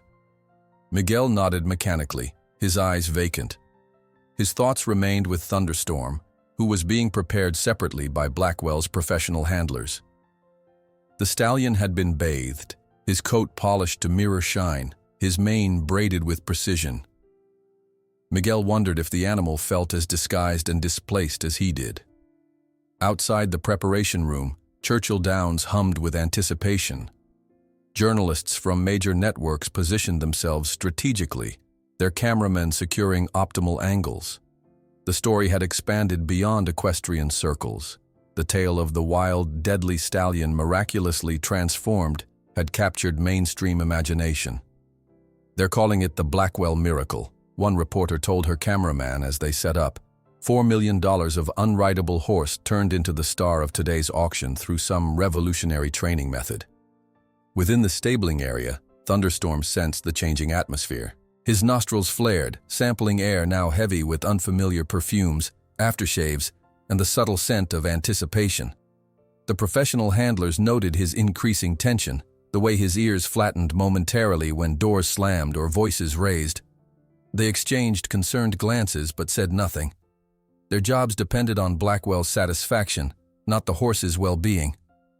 At precisely 9 o'clock, the massive doors to the auction hall opened. The elite of the equestrian world filed in, greeting each other with air kisses and handshakes that often concealed decades-old rivalries and competitions. Blackwell moved among them like a politician, his hand perpetually extended, his smile never reaching the calculating eyes that constantly assessed net worth and potential bidding power. Miguel was kept isolated until the moment of presentation, monitored constantly by security personnel who functioned more as prison guards than protectors. Through a small window in his preparation room, he could see fragments of the gathering crowd, the nervous energy of handlers, the practiced efficiency of auction staff. His heart ached for Thunderstorm, knowing the stallion would be processing this chaos alone, without the reassurance of familiar presence or voice. In their weeks together, Miguel had learned that Thunderstorm's trauma expressed itself most strongly in situations of sensory overload. Too many sounds, scents, movements. Today would be the ultimate test of their bond, stretched across physical separation and the artificial constructs Blackwell had created. At 9:30, Blackwell took center stage in the auction hall. Spotlights converged on his imposing figure as he approached the microphone, his custom boots gleaming, his Stetson positioned at the precise angle to communicate both wealth and an affected connection to working cowboys he'd never actually resembled. "Ladies and gentlemen," his amplified voice filled the space with practiced warmth. "Today represents not just a sale, but a revolution in equine training methodology." He paused for effect, surveying his captive audience. "Many of you have heard the stories about Thunderstorm, his violent past, the handlers injured, his reputation as unmanageable." Murmurs rippled through the crowd. Everyone present knew the rumors, the whispered accounts of the stallion's deadly reputation. "What you're about to witness today," Blackwell continued, his voice dropping dramatically, "is the triumph of the Blackwell Training Initiative, our proprietary approach that transforms even the most troubled equines into cooperative partners." From his position backstage, Miguel listened with growing nausea. Every word twisted the truth of what had happened between himself and Thunderstorm, a connection built not on methodology or control, but on shared pain and mutual healing. "And now," Blackwell announced with theatrical flair, "I present to you the living proof of our success. Ladies and gentlemen, Thunderstorm and his handler, discovered and developed through our elite talent program." The massive doors at the end of the arena swung open. Dramatic music swelled through hidden speakers. Spotlights converged on the entrance as Miguel led Thunderstorm into the arena. The stallion's coat gleamed black as midnight under the lights, his powerful muscles rippling with each cautious step. His ears flicked nervously at the gasps and murmurs from the audience, but he followed Miguel willingly, without restraints, a $4 million killing machine now walking calmly beside a small boy. Miguel focused entirely on Thunderstorm, filtering out the crowd, the lights, Blackwell's manufactured spectacle. He moved slowly, breathing deeply, projecting calm despite the storm inside his own chest. The stallion responded to these subtle cues, matching his pace, drawing strength from the boy's outward composure. They reached the center of the arena, where a special platform had been constructed, elevated enough for optimal viewing, draped in Blackwell Petroleum's colors. Miguel guided Thunderstorm into position, the stallion's trust in him overcoming the animal's natural suspicion of the unfamiliar surface beneath his hooves. The audience sat in rapt silence, witnessing what many had deemed impossible. The notorious killer horse standing peacefully under bright lights, surrounded by hundreds of strangers, without restraints or visible signs of sedation. The master of ceremonies approached with a wireless microphone, offering it to Miguel as rehearsed. This was the moment, the critical juncture where Blackwell's carefully constructed narrative would either be reinforced or shattered. Miguel accepted the microphone, feeling its weight like a loaded gun in his hand. Thunderstorm pressed closer to him, sensing the boy's internal conflict, offering silent solidarity. Blackwell watched from stage left, his smile confident, but his eyes vigilant, one hand casually tucked inside his jacket pocket where he kept his phone, the device that could, with one call, destroy the lives of those Miguel cared about. "Good morning," Miguel began, his voice surprisingly steady despite his accent. The sound system carried his words clearly to every corner of the hall. "Before I show you what Thunderstorm can do, I would like to tell our story. The real story." Those last two words sent a visible ripple through the audience. Blackwell's smile froze, his body tensing like a predator preparing to spring. With simple, unembellished words, Miguel began recounting his journey. The orphanhood, the nights on the streets, the small jobs at the stables. He described the fire that killed his parents and left him with the scar that he shared with Thunderstorm. He explained how he found in the traumatized horse not a project or challenge, but a mirror of his own pain. "I did not tame Thunderstorm," he said, looking directly into the cameras. "We healed together, not using force or control, but through respect and understanding." The hall remained utterly silent, hundreds of wealthy individuals suddenly confronted with a reality far removed from their privileged existence. A child without country or protection, speaking truth to power on the biggest stage in the equestrian world. Blackwell, red with fury, finally moved to interrupt, striding purposefully toward the platform. But before he could reach it, Charlotte Montgomery intercepted him with practiced social grace, positioning herself directly in his path. "Let the boy finish, Jeremiah," she said, loud enough to be heard by those nearby. "Or would you prefer we discuss the documents in my purse about your other training methods, right here and now?" Trapped by cameras and the veiled threat, Blackwell retreated, his forced smile frozen on his face while rage burned behind his eyes. Miguel continued, now addressing the assembled elite directly. "I know I have no legal right to this horse. I know I am just a boy without documents, without money, and without power. But I ask you to look, really look, at what happens when we treat horses not as properties, but as partners." With this, Miguel made a simple gesture with his hand. Thunderstorm immediately lay down beside him, placing his majestic head in the boy's lap, a position of absolute vulnerability that equine experts in the audience recognized as extraordinarily rare, especially in an adult stallion. "This is not a trained trick," Miguel explained, gently stroking the horse's forehead. "This is trust, and trust cannot be bought, sold, or transferred at auction." The arena remained in stunned silence while cameras captured the moment. Finally, someone in the front row began to applaud. Others joined until spontaneous applause filled the space. Reporters surged forward with questions, ignoring Blackwell to surround Miguel and Thunderstorm.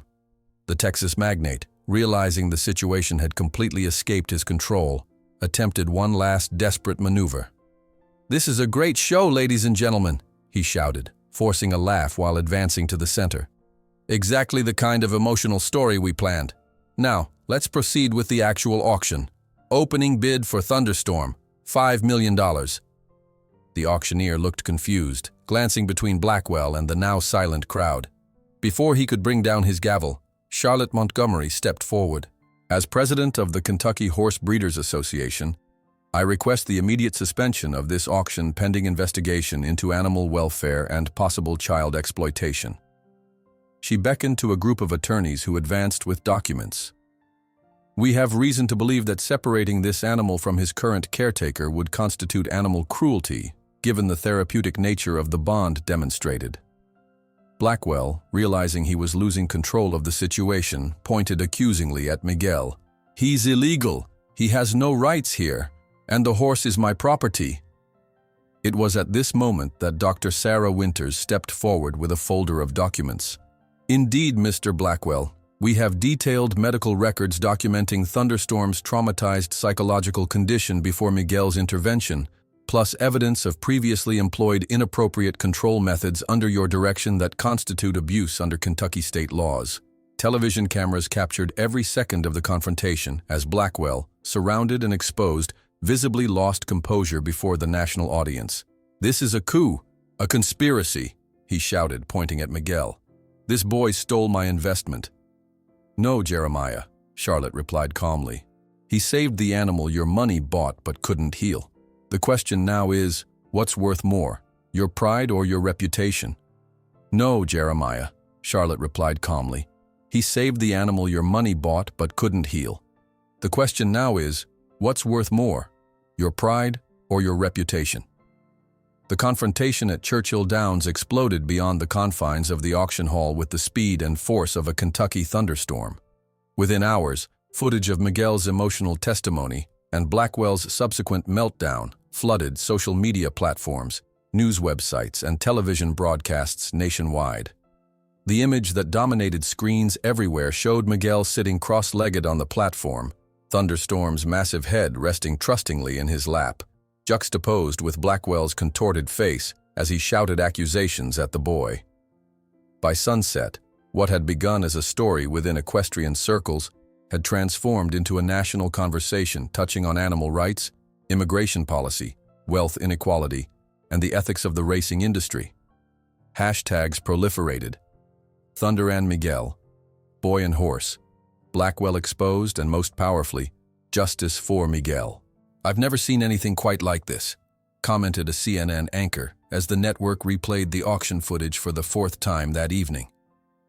What began as a high-end horse auction has become a lightning rod for multiple social issues. Miguel and Thunderstorm, meanwhile, found temporary sanctuary at Charlotte Montgomery's sprawling estate outside Lexington. After the chaos at Churchill Downs, a sympathetic judge had granted an emergency order preventing Blackwell from removing Thunderstorm until a full hearing could determine the merit of Charlotte's animal welfare claims. The boy and horse arrived at Montgomery Farms as darkness fell, both exhausted from the day's emotional turbulence. Charlotte had prepared a small guest cottage for Miguel, a cozy stone building that had once housed visiting trainers. For Thunderstorm, she offered her finest stable, though with the door left intentionally unlocked. He can stay contained or wander the paddock as he chooses, she explained to Miguel as they settled the stallion in. Freedom is the best medicine for trauma, I've always found. Miguel nodded gratefully, too overwhelmed to find adequate words in either of his languages. As Charlotte tactfully withdrew, he simply sat on a hay bale outside Thunderstorm's stall, the stallion's muzzle resting gently against his shoulder. We are safe tonight, he whispered in Spanish. For tomorrow, who knows? But tonight we breathe. The morning brought a surreal scene as Miguel ventured onto the covered porch of his cottage. Television vans lined the main road beyond Charlotte's gates, their satellite dishes pointed skyward like mechanical flowers seeking the sun. Security personnel, hired overnight by Charlotte, patrolled the perimeter, keeping journalists at bay. Inside the main house, Charlotte methodically sipped her morning tea while monitoring news coverage on multiple devices. Dr. Winters arrived early, carrying thick files and a determined expression. Blackwell's lawyers filed an emergency motion for property recovery at 5 this morning, she informed Charlotte. They're arguing theft and interference with business. But we've got counterfilings ready. Animal welfare violations, labor exploitation of a minor, immigration status harassment. Miguel watched from the cottage window as a team of people in suits arrived, huddling with Charlotte on the main house's veranda. The adult world mobilizing around him felt distant and strange. laws and rights and arguments over ownership when all he had done was recognize another wounded soul and offer friendship. When he finally ventured to the stable, he found Thunderstorm standing alert at the paddock fence, watching the unusual activity with pricked ears and wary eyes. The stallion had chosen to leave his stall during the night, but remained close to the building rather than exploring the expansive pastures available to him. "This is all new for both of us," Miguel acknowledged, approaching slowly. "Too much space can be as frightening as too little, yes?" Thunderstorm nickered softly, lowering his head to greet the boy. The horse's response to the changed environment revealed much about his psychological state. Curious but cautious, willing to investigate but needing the security of a trusted companion. His trauma hadn't disappeared. It had merely receded enough to allow adaptation. Miguel spent that morning simply sitting in the paddock while Thunderstorm gradually expanded his comfort zone, venturing a few steps farther from the stable each time before returning to check on the boy's presence. This dance of exploration and reassurance showed a healing mind, not recovered, but recovering. By midday, Dr. Winters arrived at the paddock with her medical kit. "May I examine him?" she asked Miguel. "I want to document his physical condition away from Blackwell's influence." Miguel translated her intention into reassuring Spanish for Thunderstorm, staying close as the veterinarian conducted her examination without restraints or force. The stallion permitted her touch with remarkable tolerance, though his muscles tensed noticeably when her stethoscope contacted the scarred areas along his back. "He's significantly improved," Dr. Winters noted, carefully photographing areas where previous wounds had healed. "But see these muscle patterns? He's still carrying physical memories of the trauma. Recovery isn't just psychological, it's written in the very way he holds himself." While Miguel and Thunderstorm established their new routine, the case expanded in unexpected directions. Former employees of Blackwell began contacting Charlotte's legal team, providing evidence of other troubling incidents involving valuable horses. Service records revealed that at least 5 other animals had disappeared from Blackwell's stables after developing behavioral issues following various accidents. "He sells them off to foreign buyers who don't ask questions," explained a former stable manager who insisted on anonymity. "Animals that don't perform to standard just vanish. Then the cycle begins again. Buy, exploit, discard." Each new revelation strengthened the legal case, while simultaneously feeding the growing media narrative. What had begun as an isolated incident at an auction was expanding into an exposé of systematic exploitation that crossed both species and national boundaries. Most surprisingly, the story began uniting unlikely allies across America's political divide. Conservative rural communities, normally suspicious of immigration issues, found themselves drawn to Miguel's quiet dignity and work ethic. Meanwhile, progressive urban centers that rarely engaged with equestrian matters rallied around the themes of animal welfare and child protection. "This kid working with this horse has somehow managed to bridge cultural divides that professional politicians have failed at for decades," observed a political analyst on MSNBC. Miguel remained largely oblivious to his growing symbolic status, focused instead on helping Thunderstorm adjust to their new surroundings. Each morning, he guided the stallion a little farther into Montgomery's lush pastures, gradually expanding the animal's sense of safe territory. 3 days after the auction, Miguel was sitting on the cottage porch when his phone, a basic model Charlotte had provided for emergency contact, buzzed with a notification. Pedro had sent a link to a social media video that showed something extraordinary. Hundreds of people holding a candlelight vigil outside Churchill Downs, many carrying hand-painted signs bearing Miguel and Thunderstorm's image alongside messages of support in multiple languages. "The world sees you now, Niño," Pedro's message read. "They cannot make you disappear." Miguel stared at the screen, recognition slowly dawning that his private connection with one horse had somehow ignited something larger than himself. The thought was both empowering and terrifying. Visibility could be protection, but it could also make him a more significant target. That evening, as sunset painted Montgomery Farms in gold and amber, Miguel experienced a role reversal that brought tears to his eyes.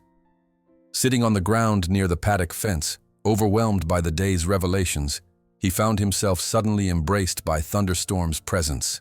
The stallion approached from behind, gently pressing his muzzle against Miguel's shoulder, offering comfort as the boy had so often done for him. "You understand, don't you?" Miguel whispered, reaching up to stroke the velvet muzzle. "How strange it is to suddenly matter to people who never saw you before." Thunderstorm's steady breathing and warm presence answered more eloquently than words could have. The horse that had once been deemed too dangerous to approach now offered sanctuary to a human in need, completing a circle of healing that went both ways. Meanwhile, Blackwell fought desperately to control the narrative, giving a carefully staged interview to a sympathetic business network. "What we're seeing is the creation of an emotional, sentimental story that completely ignores legal property rights," he argued, his usual commanding presence somewhat diminished by the defensive posture he was forced to adopt. "I invested millions in this animal. I employed people to care for it. And now activists are using a child, an illegal immigrant child, to deprive me of my rightful property." But the damage to Blackwell's reputation proved increasingly irreparable. Corporate sponsors began quietly distancing themselves from his racing operations. Invitations to exclusive events mysteriously disappeared. The whispers that had always circulated about his methods grew into open conversations within the equestrian community. As Miguel's first week at Montgomery Farms concluded, Charlotte received notification of the first formal hearing date. The legal teams would present preliminary arguments before Judge Lawrence Friedman, known for his measured approach to complex cases involving both animal welfare and human rights. "It won't be easy," Charlotte warned Miguel as they sat in her sunroom, Thunderstorm visible through the windows, exploring the gardens with newfound confidence. "Jeremiah has unlimited resources and political connections. He'll fight with everything he has." Miguel nodded, watching the stallion who now moved with the beginning grace of a horse rediscovering joy. "But we have truth. And him." He gestured toward Thunderstorm. "He tells his own story, without words." That night, Miguel made a decision that surprised Charlotte. He asked to sleep in the stable rather than the comfortable cottage, not from fear or discomfort with human accommodations, but because he sensed Thunderstorm processing the dramatic changes in their circumstances. In the quiet hours before dawn, Miguel witnessed something remarkable. Thunderstorm's first dream since they'd met.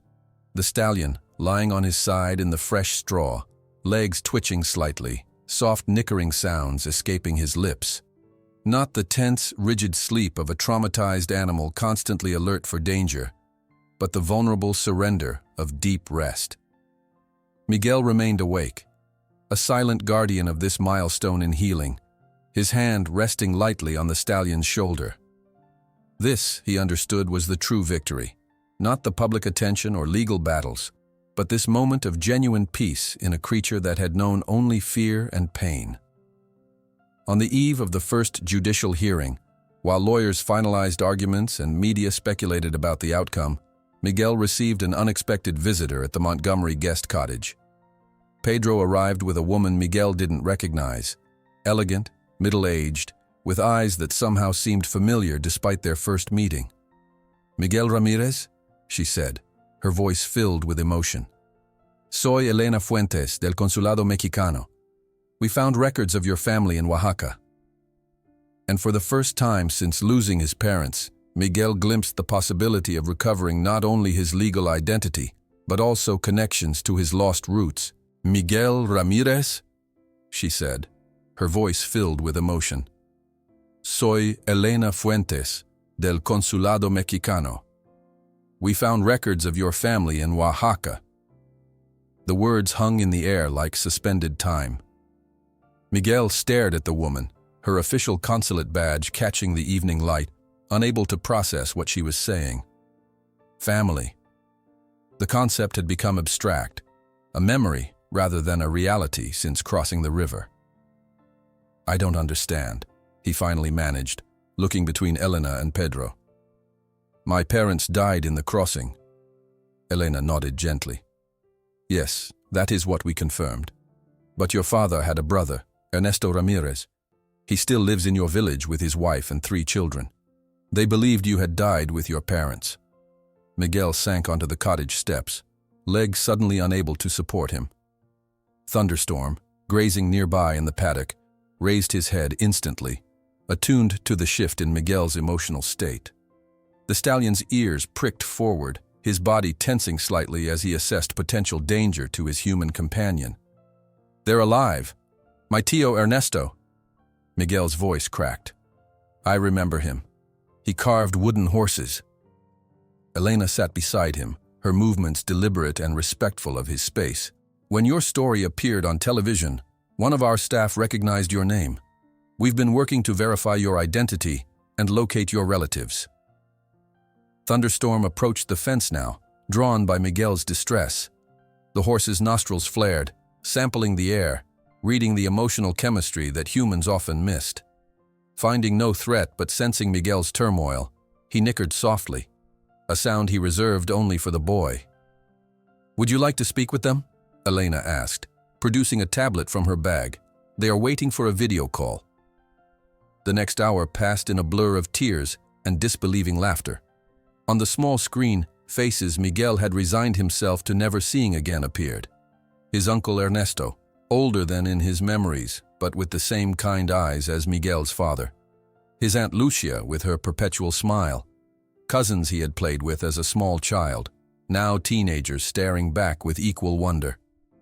"Pensábamos que habías muerto con tus padres," Ernesto exclaimed repeatedly, wiping tears from his weathered face. When the coyotes returned and said the family had been swept away, they spoke in rapid Spanish, years of separation collapsing in a rush of shared memories and painful revelations. Miguel learned that after receiving news of the family's death, Ernesto had built a small memorial in the village cemetery. They had held services, mourned, struggled to continue without his brother's family. "And now, a miracle," Lucia said, crossing herself. "Our Miguel, alive and famous." She laughed through tears. Thunderstorm remained vigilant throughout the call, positioning himself at the fence closest to Miguel, occasionally snorting softly as if offering commentary on this strange human ritual of reunion.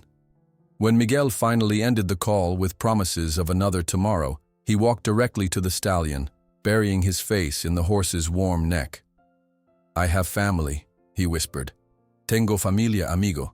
Y tú eres parte de ella ahora." The following morning, Charlotte hosted an expanded strategy meeting at the main house. In addition to Dr. Winters and the attorneys who had been building their case, Elena Fuentes brought a specialized immigration lawyer and documentation from the Mexican consulate, officially recognizing Miguel as a Mexican national entitled to consular protection. "There are several pathways we can pursue," explained Sofia Mendez, the immigration attorney. She spread documents across Charlotte's antique dining table, while Miguel listened intently.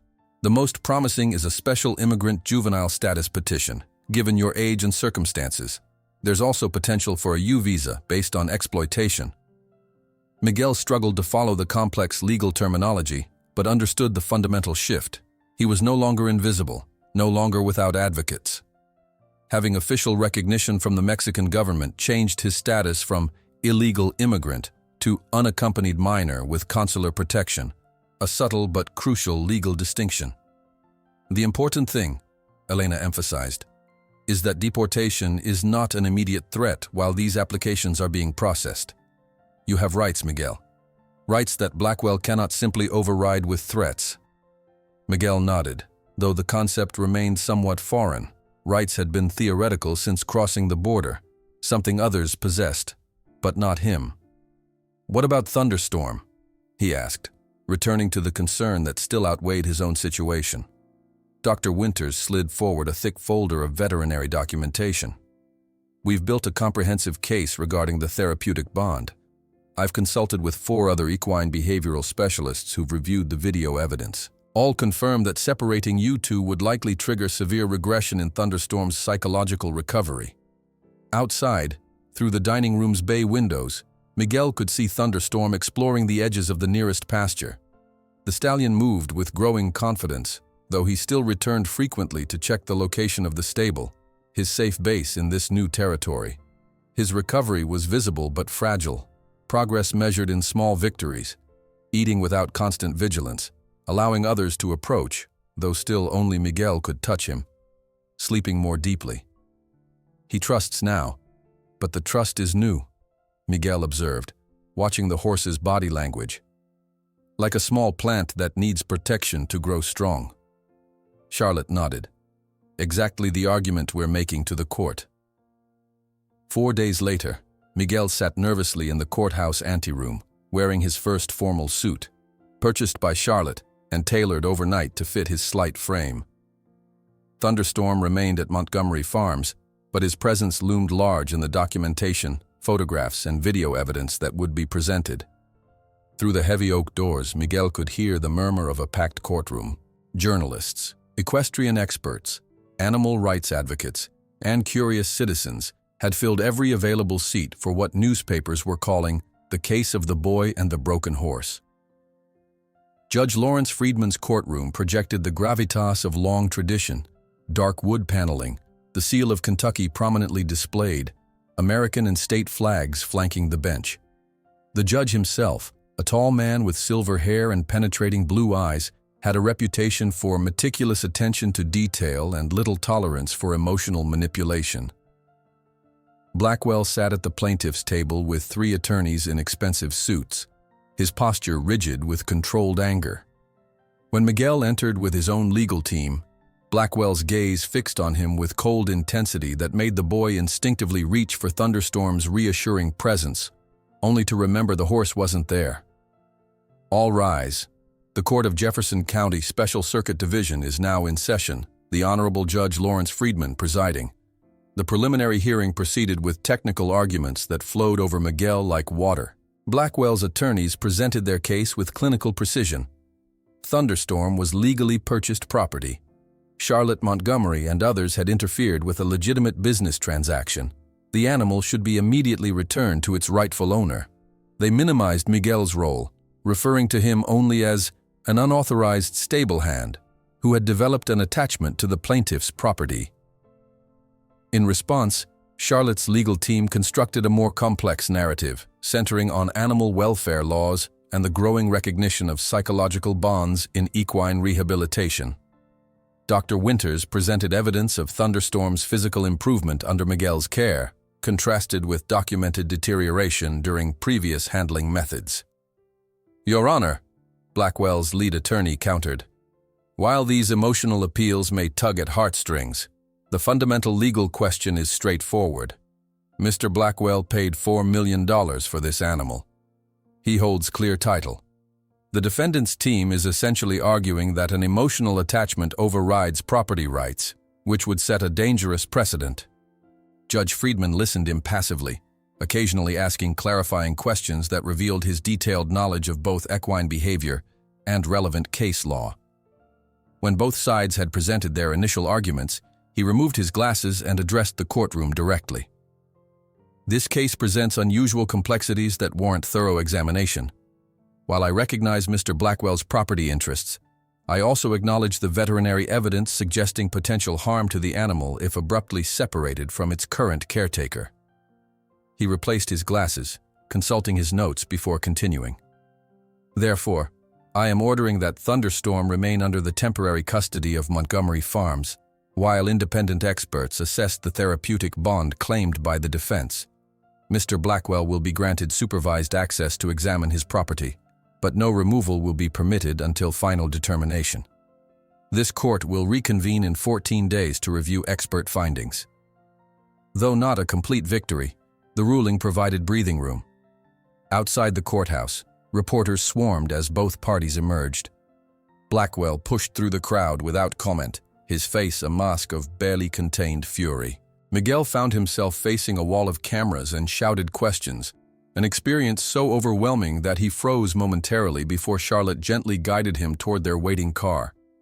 Before they could escape, however, Blackwell intercepted them in the courthouse parking lot, his security detail creating a bubble of privacy amidst the chaos. $1 million, he said without preamble, his voice pitched low enough that only Miguel and Charlotte could hear. Cash. Enough for you and your entire family in Oaxaca to live like kings. Walk away now, and it's yours. The offer hung in the air between them, a sum that could transform life for his uncle's struggling family, that could build schools and clinics in his village. That represented more money than Miguel had imagined existing in one place. Charlotte started to speak, but Miguel raised his hand slightly, stopping her. He looked directly into Blackwell's eyes, seeing not power now, but desperation beneath the arrogance.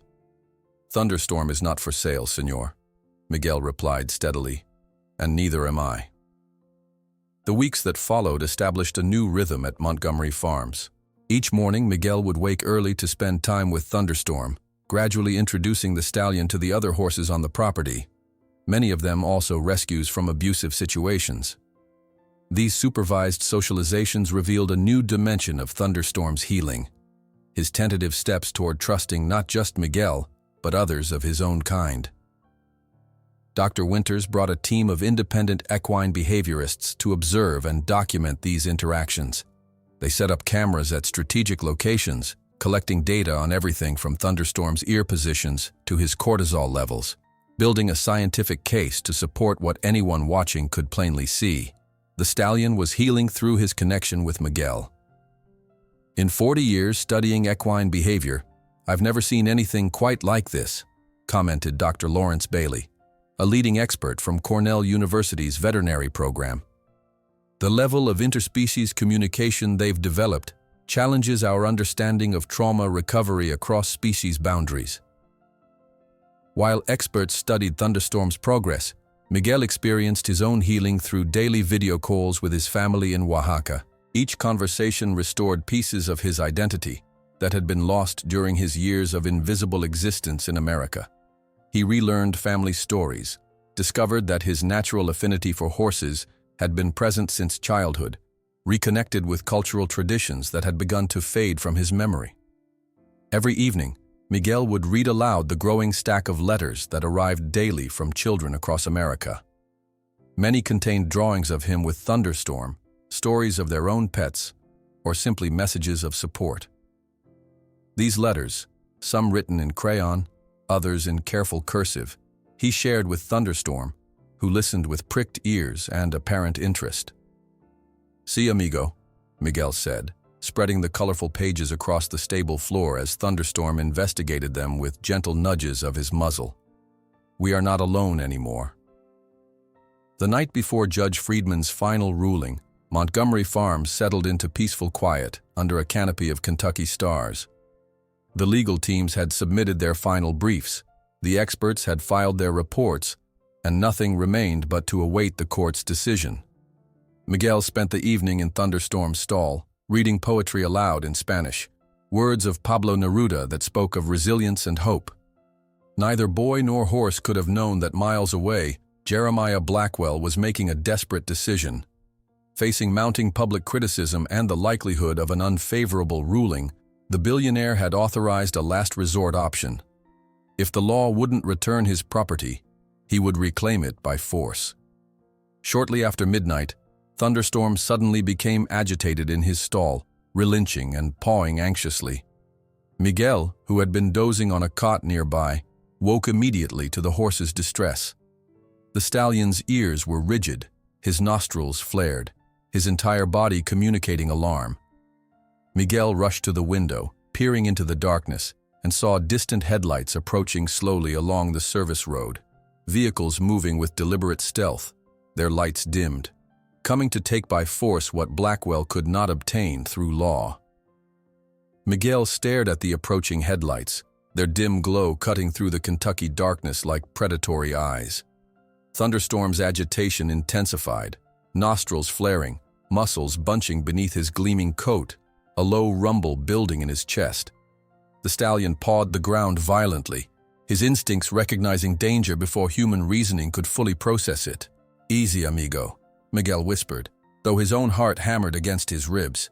He quickly pulled on his shoes and jacket, mind racing through limited options. The vehicles were still distant, moving cautiously along the service road that wound behind Montgomery Farms, a route known only to workers and those familiar with the property's layout. Without hesitation, Miguel triggered the silent alarm Charlotte had installed after their arrival, a precaution she'd insisted upon, explaining, "Jeremiah rarely accepts defeat gracefully." The small device, disguised as a light switch, would alert security and send notifications to Charlotte and Dr. Winters. "We need to move," Miguel told Thunderstorm, sliding open the stall door. The stallion stepped out immediately, as if understanding the urgency in the boy's voice. Together they slipped from the stable into the cool night air, Miguel's hand resting lightly on the horse's shoulder, guiding him away from the approaching threat. They had barely cleared the stable yard when the first signs of response appeared. Lights coming on in the main house, security personnel emerging from their stations, radios crackling with low, urgent communications. Miguel led Thunderstorm toward a small grove of oak trees, a place where they could observe without being immediately visible. "Blackwell's men," Charlotte confirmed minutes later, appearing beside Miguel with a pair of night vision binoculars. She wore riding boots over pajama pants, a shotgun held casually but competently in her right hand. 4 vehicles, at least 8 men. They're armed. Miguel's mouth went dry. They came to take him. "They came to steal what they cannot legally obtain," Charlotte corrected, her aristocratic accent hardening with anger. "A distinction that will matter greatly when the sheriff arrives." Pedro materialized from the darkness, accompanied by 3 other stable workers. Their appearance surprised Miguel. He hadn't known they were staying on the property. "We've been taking turns," Pedro explained, noting Miguel's confusion. "Sleeping in the tack room, watching in shifts since the hearing." He patted the pocket of his worn jacket. "Charlotte gave us her security company's number. We called them first, then the sheriff." What happened next unfolded with unexpected swiftness. As Blackwell's men approached the final bend in the service road, they found their path blocked by a line of vehicles, trucks and cars belonging to stable workers, positioned horizontally across the narrow lane. Behind this makeshift barricade stood a row of people, not just Pedro and his immediate co-workers, but dozens of immigrant stable hands from neighboring farms. Word had spread through the invisible network that connected the backbone of Kentucky's horse industry. The lead SUV stopped, high beams flashing in frustration. Men emerged, their shapes black against the headlights, voices raised in angry commands to clear the road. "You're trespassing on private property," one shouted, advancing toward the human barrier. "Move these vehicles now." No one moved.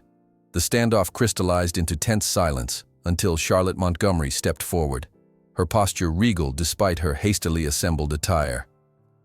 "I believe you gentlemen are the trespassers here," she called, her voice carrying in the night air. "This is Montgomery property, and you were not invited." The confrontation escalated as Blackwell's security team, frustrated by the unexpected resistance, began making threats, first veiled, then explicit. One man reached beneath his jacket, the gesture unmistakable in its implication. The situation balanced on a knife's edge until flashing blue lights appeared on the main road, accompanied by the distinctive wail of police sirens. Someone had called local news stations as well. A van with a satellite dish pulled up behind the sheriff's vehicles, a sleepy-eyed reporter hastily applying makeup while her cameraman prepared equipment. "Looks like your midnight operation just became breaking news," Charlotte observed as uniformed officers approached. "I wonder how Mr. Blackwell will explain this to his shareholders." Thunderstorm watched the unfolding drama from the shelter of the oak grove, his initial panic gradually subsiding as Miguel maintained a calming presence. The stallion's psychological recovery was evident even in crisis, rather than bolting blindly as he might have weeks earlier. He remained beside Miguel, alert but controlled, trusting his human companion's assessment of danger. The sheriff, a weathered man named Collins who had known the Montgomery family for decades, quickly grasped the situation. Blackwell's men, caught in glaring impropriety with witnesses and cameras recording, had no plausible explanation for their armed presence on private property at 1 o'clock in the morning. These men were attempting to remove court-protected property, Charlotte explained to Sheriff Collins, gesturing toward the horse trailers attached to 2 of the vehicles. Judge Friedman specifically ordered that Thunderstorm remain here pending tomorrow's ruling. The confrontation resolved not with violence, but with humiliation for Blackwell's team.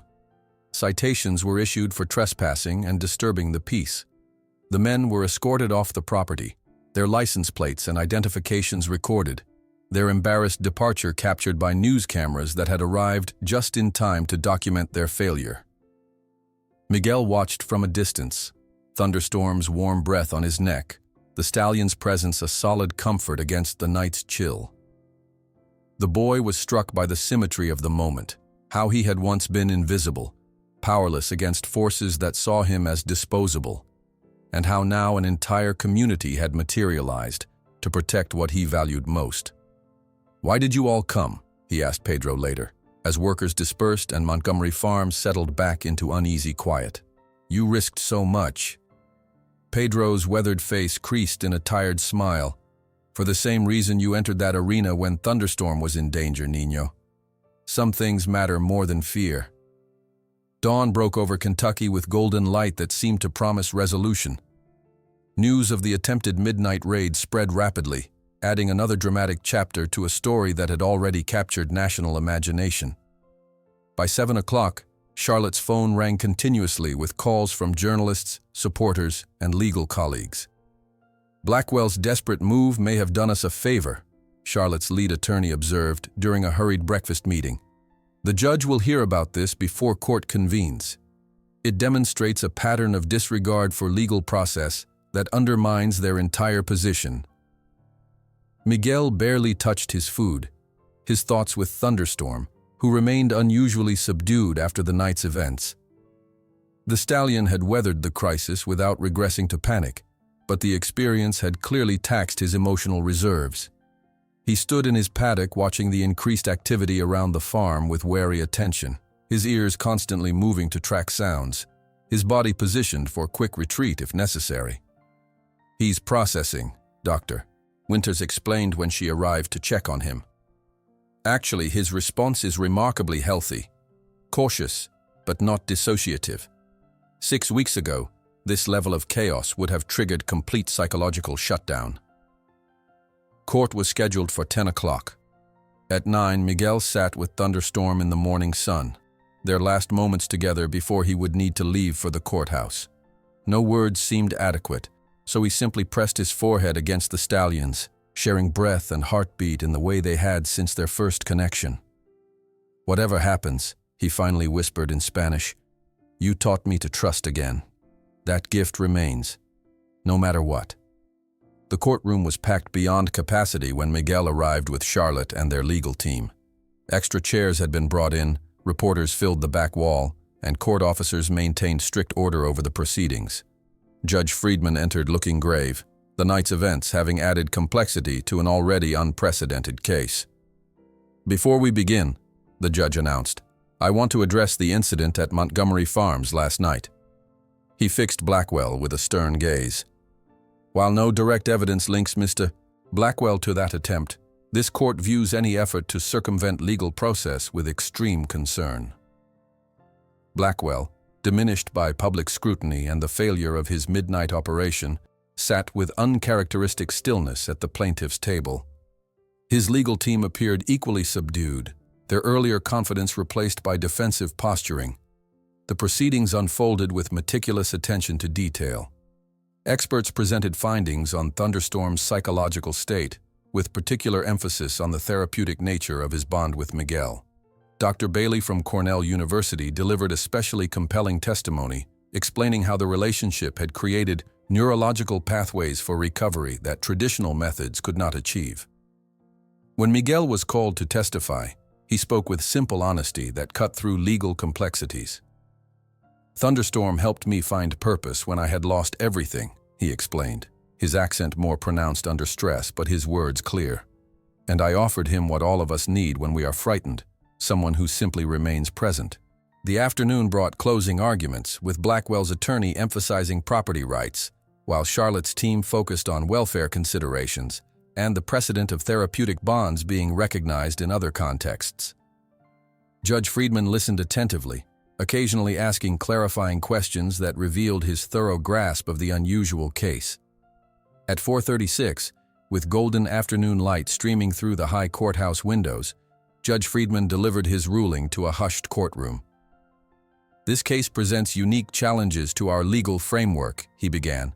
"On one hand, we have established property rights and significant financial investment. On the other, compelling evidence of animal welfare concerns and a therapeutic relationship with documented benefits. Miguel held his breath, feeling Charlotte's steady hand on his shoulder. This court recognizes that animals are legally property, the judge continued, but also recognizes growing scientific understanding that horses, particularly those with trauma history, form specific therapeutic bonds. Evidence presented conclusively demonstrates that separating Thunderstorm from Miguel Ramirez would cause irreparable psychological harm to the animal, constituting cruelty under Kentucky statutes. Murmurs rippled through the courtroom despite the bailiff's call for silence. Regarding young Mr. Ramirez, this court has no authority to determine his immigration status. However, I am referring his case to the federal U-Visa program for victims of exploitation, with my personal recommendation that his extraordinary contribution to animal welfare be considered. The judge paused, surveying the packed courtroom before delivering his final decision. Mr. Blackwell will receive financial compensation for the original purchase price of Thunderstorm, but the horse will be placed under permanent custody of the newly established Harmony Hills Sanctuary for Traumatized Horses, a non-profit organization established by Charlotte Montgomery specifically for this purpose.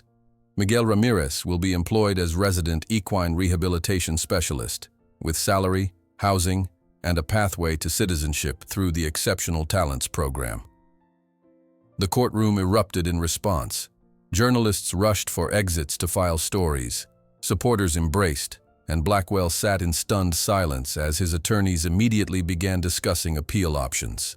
Justice is rarely perfect, Judge Friedman concluded, raising his voice above the commotion, but must always seek balance between legal rights and general welfare.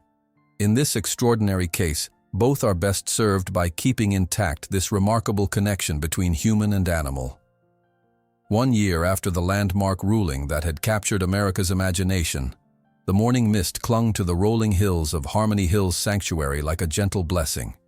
The spring sun, still low on the horizon, cast long shadows across newly constructed barns and carefully designed paddocks that dotted the 200-acre property outside Lexington.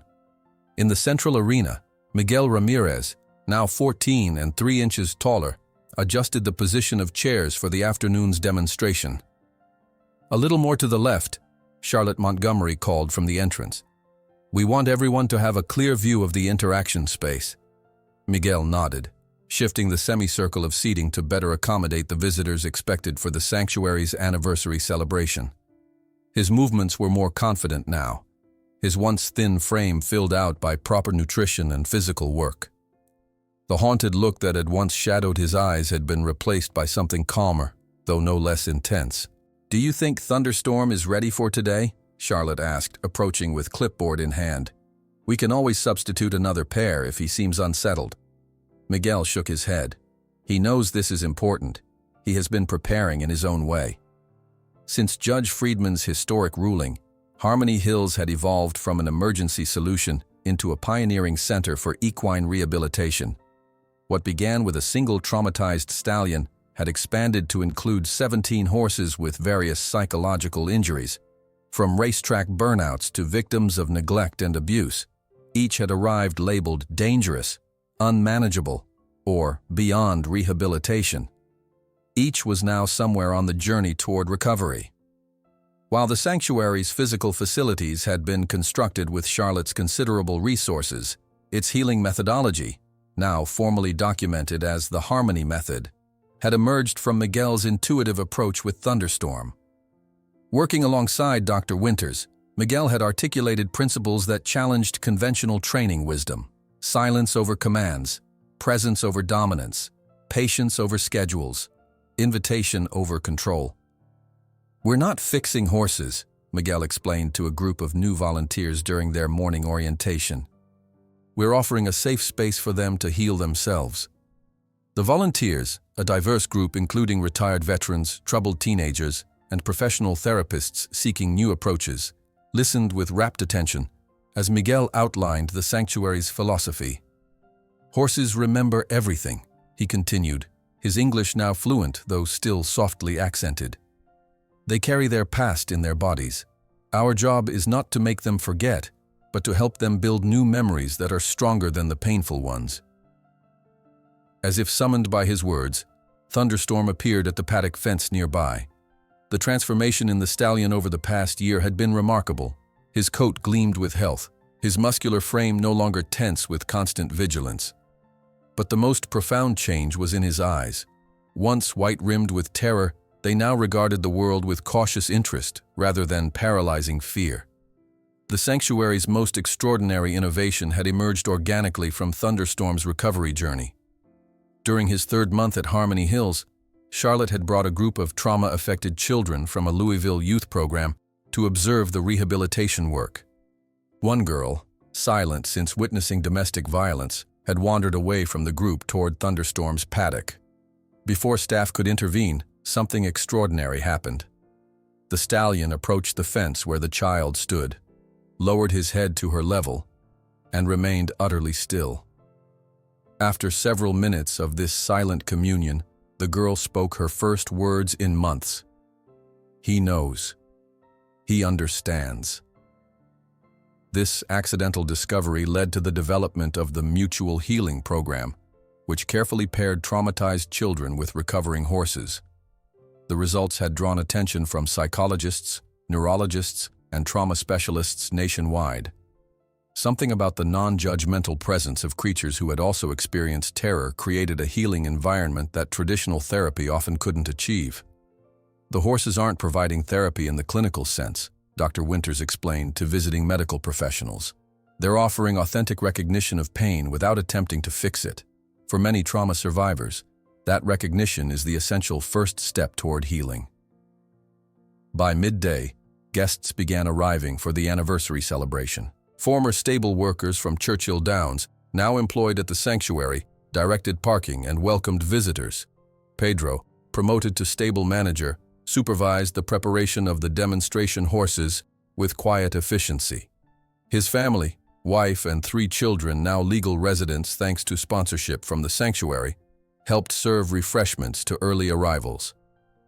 Miguel spent the quietest part of the afternoon with Thunderstorm, preparing him for his role in the demonstration. No bridle, no saddle, just a boy and a horse in silent communication. A relationship built on thousands of hours of shared space and mutual respect. "Remember when we first met?" Miguel asked softly in Spanish, running his hands along the stallion's neck. "You were so afraid that your fear became rage, and I was so alone that I had almost forgotten how to connect." Thunderstorm's ears flicked toward Miguel's voice, his large dark eyes holding the boy's gaze with an intelligence that still astonished visitors. He lowered his head slightly, inviting the touch that had once seemed impossible. "Today we show them what is possible," Miguel continued, "not just for horses, but for all who have been broken." The main event began at 3 o'clock, with over 200 guests gathered in the central arena. Charlotte welcomed everyone, acknowledging the journey from that dramatic day at Churchill Downs to the thriving sanctuary that now employed 27 people and served as a research site for 3 universities. Judge Friedman, who had made the historic ruling, sat in the front row beside Elena Fuentes from the Mexican consulate. Behind them, a small delegation had traveled from Oaxaca: Miguel's uncle Ernesto, Aunt Lucia, and his oldest cousin Diego, their presence a reminder of the family connections rebuilt alongside Thunderstorm's recovery. "What we witness here isn't just animal rehabilitation," Charlotte explained to the assembled crowd.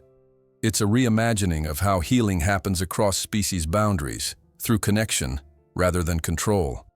Dr. Winters presented clinical data showing the physiological markers of recovery in the sanctuary's horses: reduced cortisol levels, improved sleep patterns, normalized heart rate variability.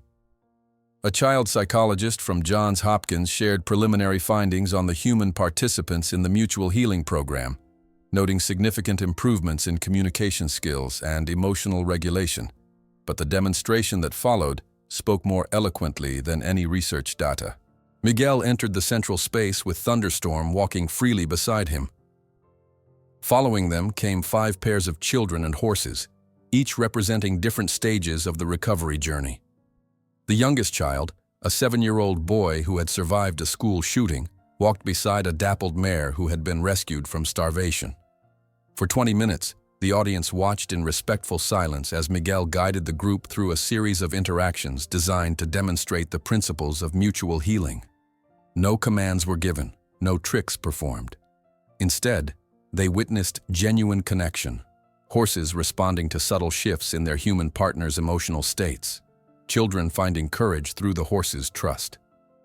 The culmination came when Miguel mounted Thunderstorm without equipment of any kind, no saddle, no bridle, not even a rope around the stallion's neck. With just the lightest pressure from his legs and barely perceptible shifts in weight, Miguel guided Thunderstorm through a series of movements that showcased not dominance, but partnership. As they completed their demonstration, Miguel slid from Thunderstorm's back and stood beside him, one hand resting lightly on the stallion's shoulder. The applause that followed contained a quality rarely heard, not just appreciation, but something closer to reverence for what had been witnessed. Later, as sunset painted the Kentucky hills in gold and amber, Miguel stood with his family from Oaxaca near the fence of Thunderstorm's paddock. The stallion grazed nearby, occasionally raising his head to check their position, a habit formed from their earliest days together when mutual vigilance had been necessary for survival. "I still cannot believe this is the same animal from the videos," Ernesto said, shaking his head in wonder. "The one they called a killer." "He never was a killer," Miguel replied, watching Thunderstorm with affection, "just wounded beyond what he could bear alone." As darkness fell and most visitors departed, Dr. Winters joined Charlotte on the main house's veranda, both women watching the sanctuary settle into evening routines. In the distance, they could see Miguel and Thunderstorm silhouetted against the twilight sky, taking their customary evening walk along the ridge. "I received a call from Blackwell's former veterinarian yesterday," Dr. Winters mentioned, accepting the glass of bourbon Charlotte offered. "Apparently Jeremiah's completely withdrawn from the racing circuit, sold his remaining horses, retreated to his ranch in Texas." Charlotte nodded, unsurprised. "He's given interviews calling this whole thing a sentimental setup that exploited cheap emotions, but the damage to his reputation was irreparable. Some creatures can't adapt when the world around them changes." 6 months earlier, a journalist working on a documentary had asked Miguel how he had managed to transform personal tragedy into a movement that revolutionized equine rehabilitation. Miguel had watched a new group of traumatized youngsters beginning their healing journey with equally traumatized horses, and answered with the wisdom that only experience provides. The deepest language needs no words.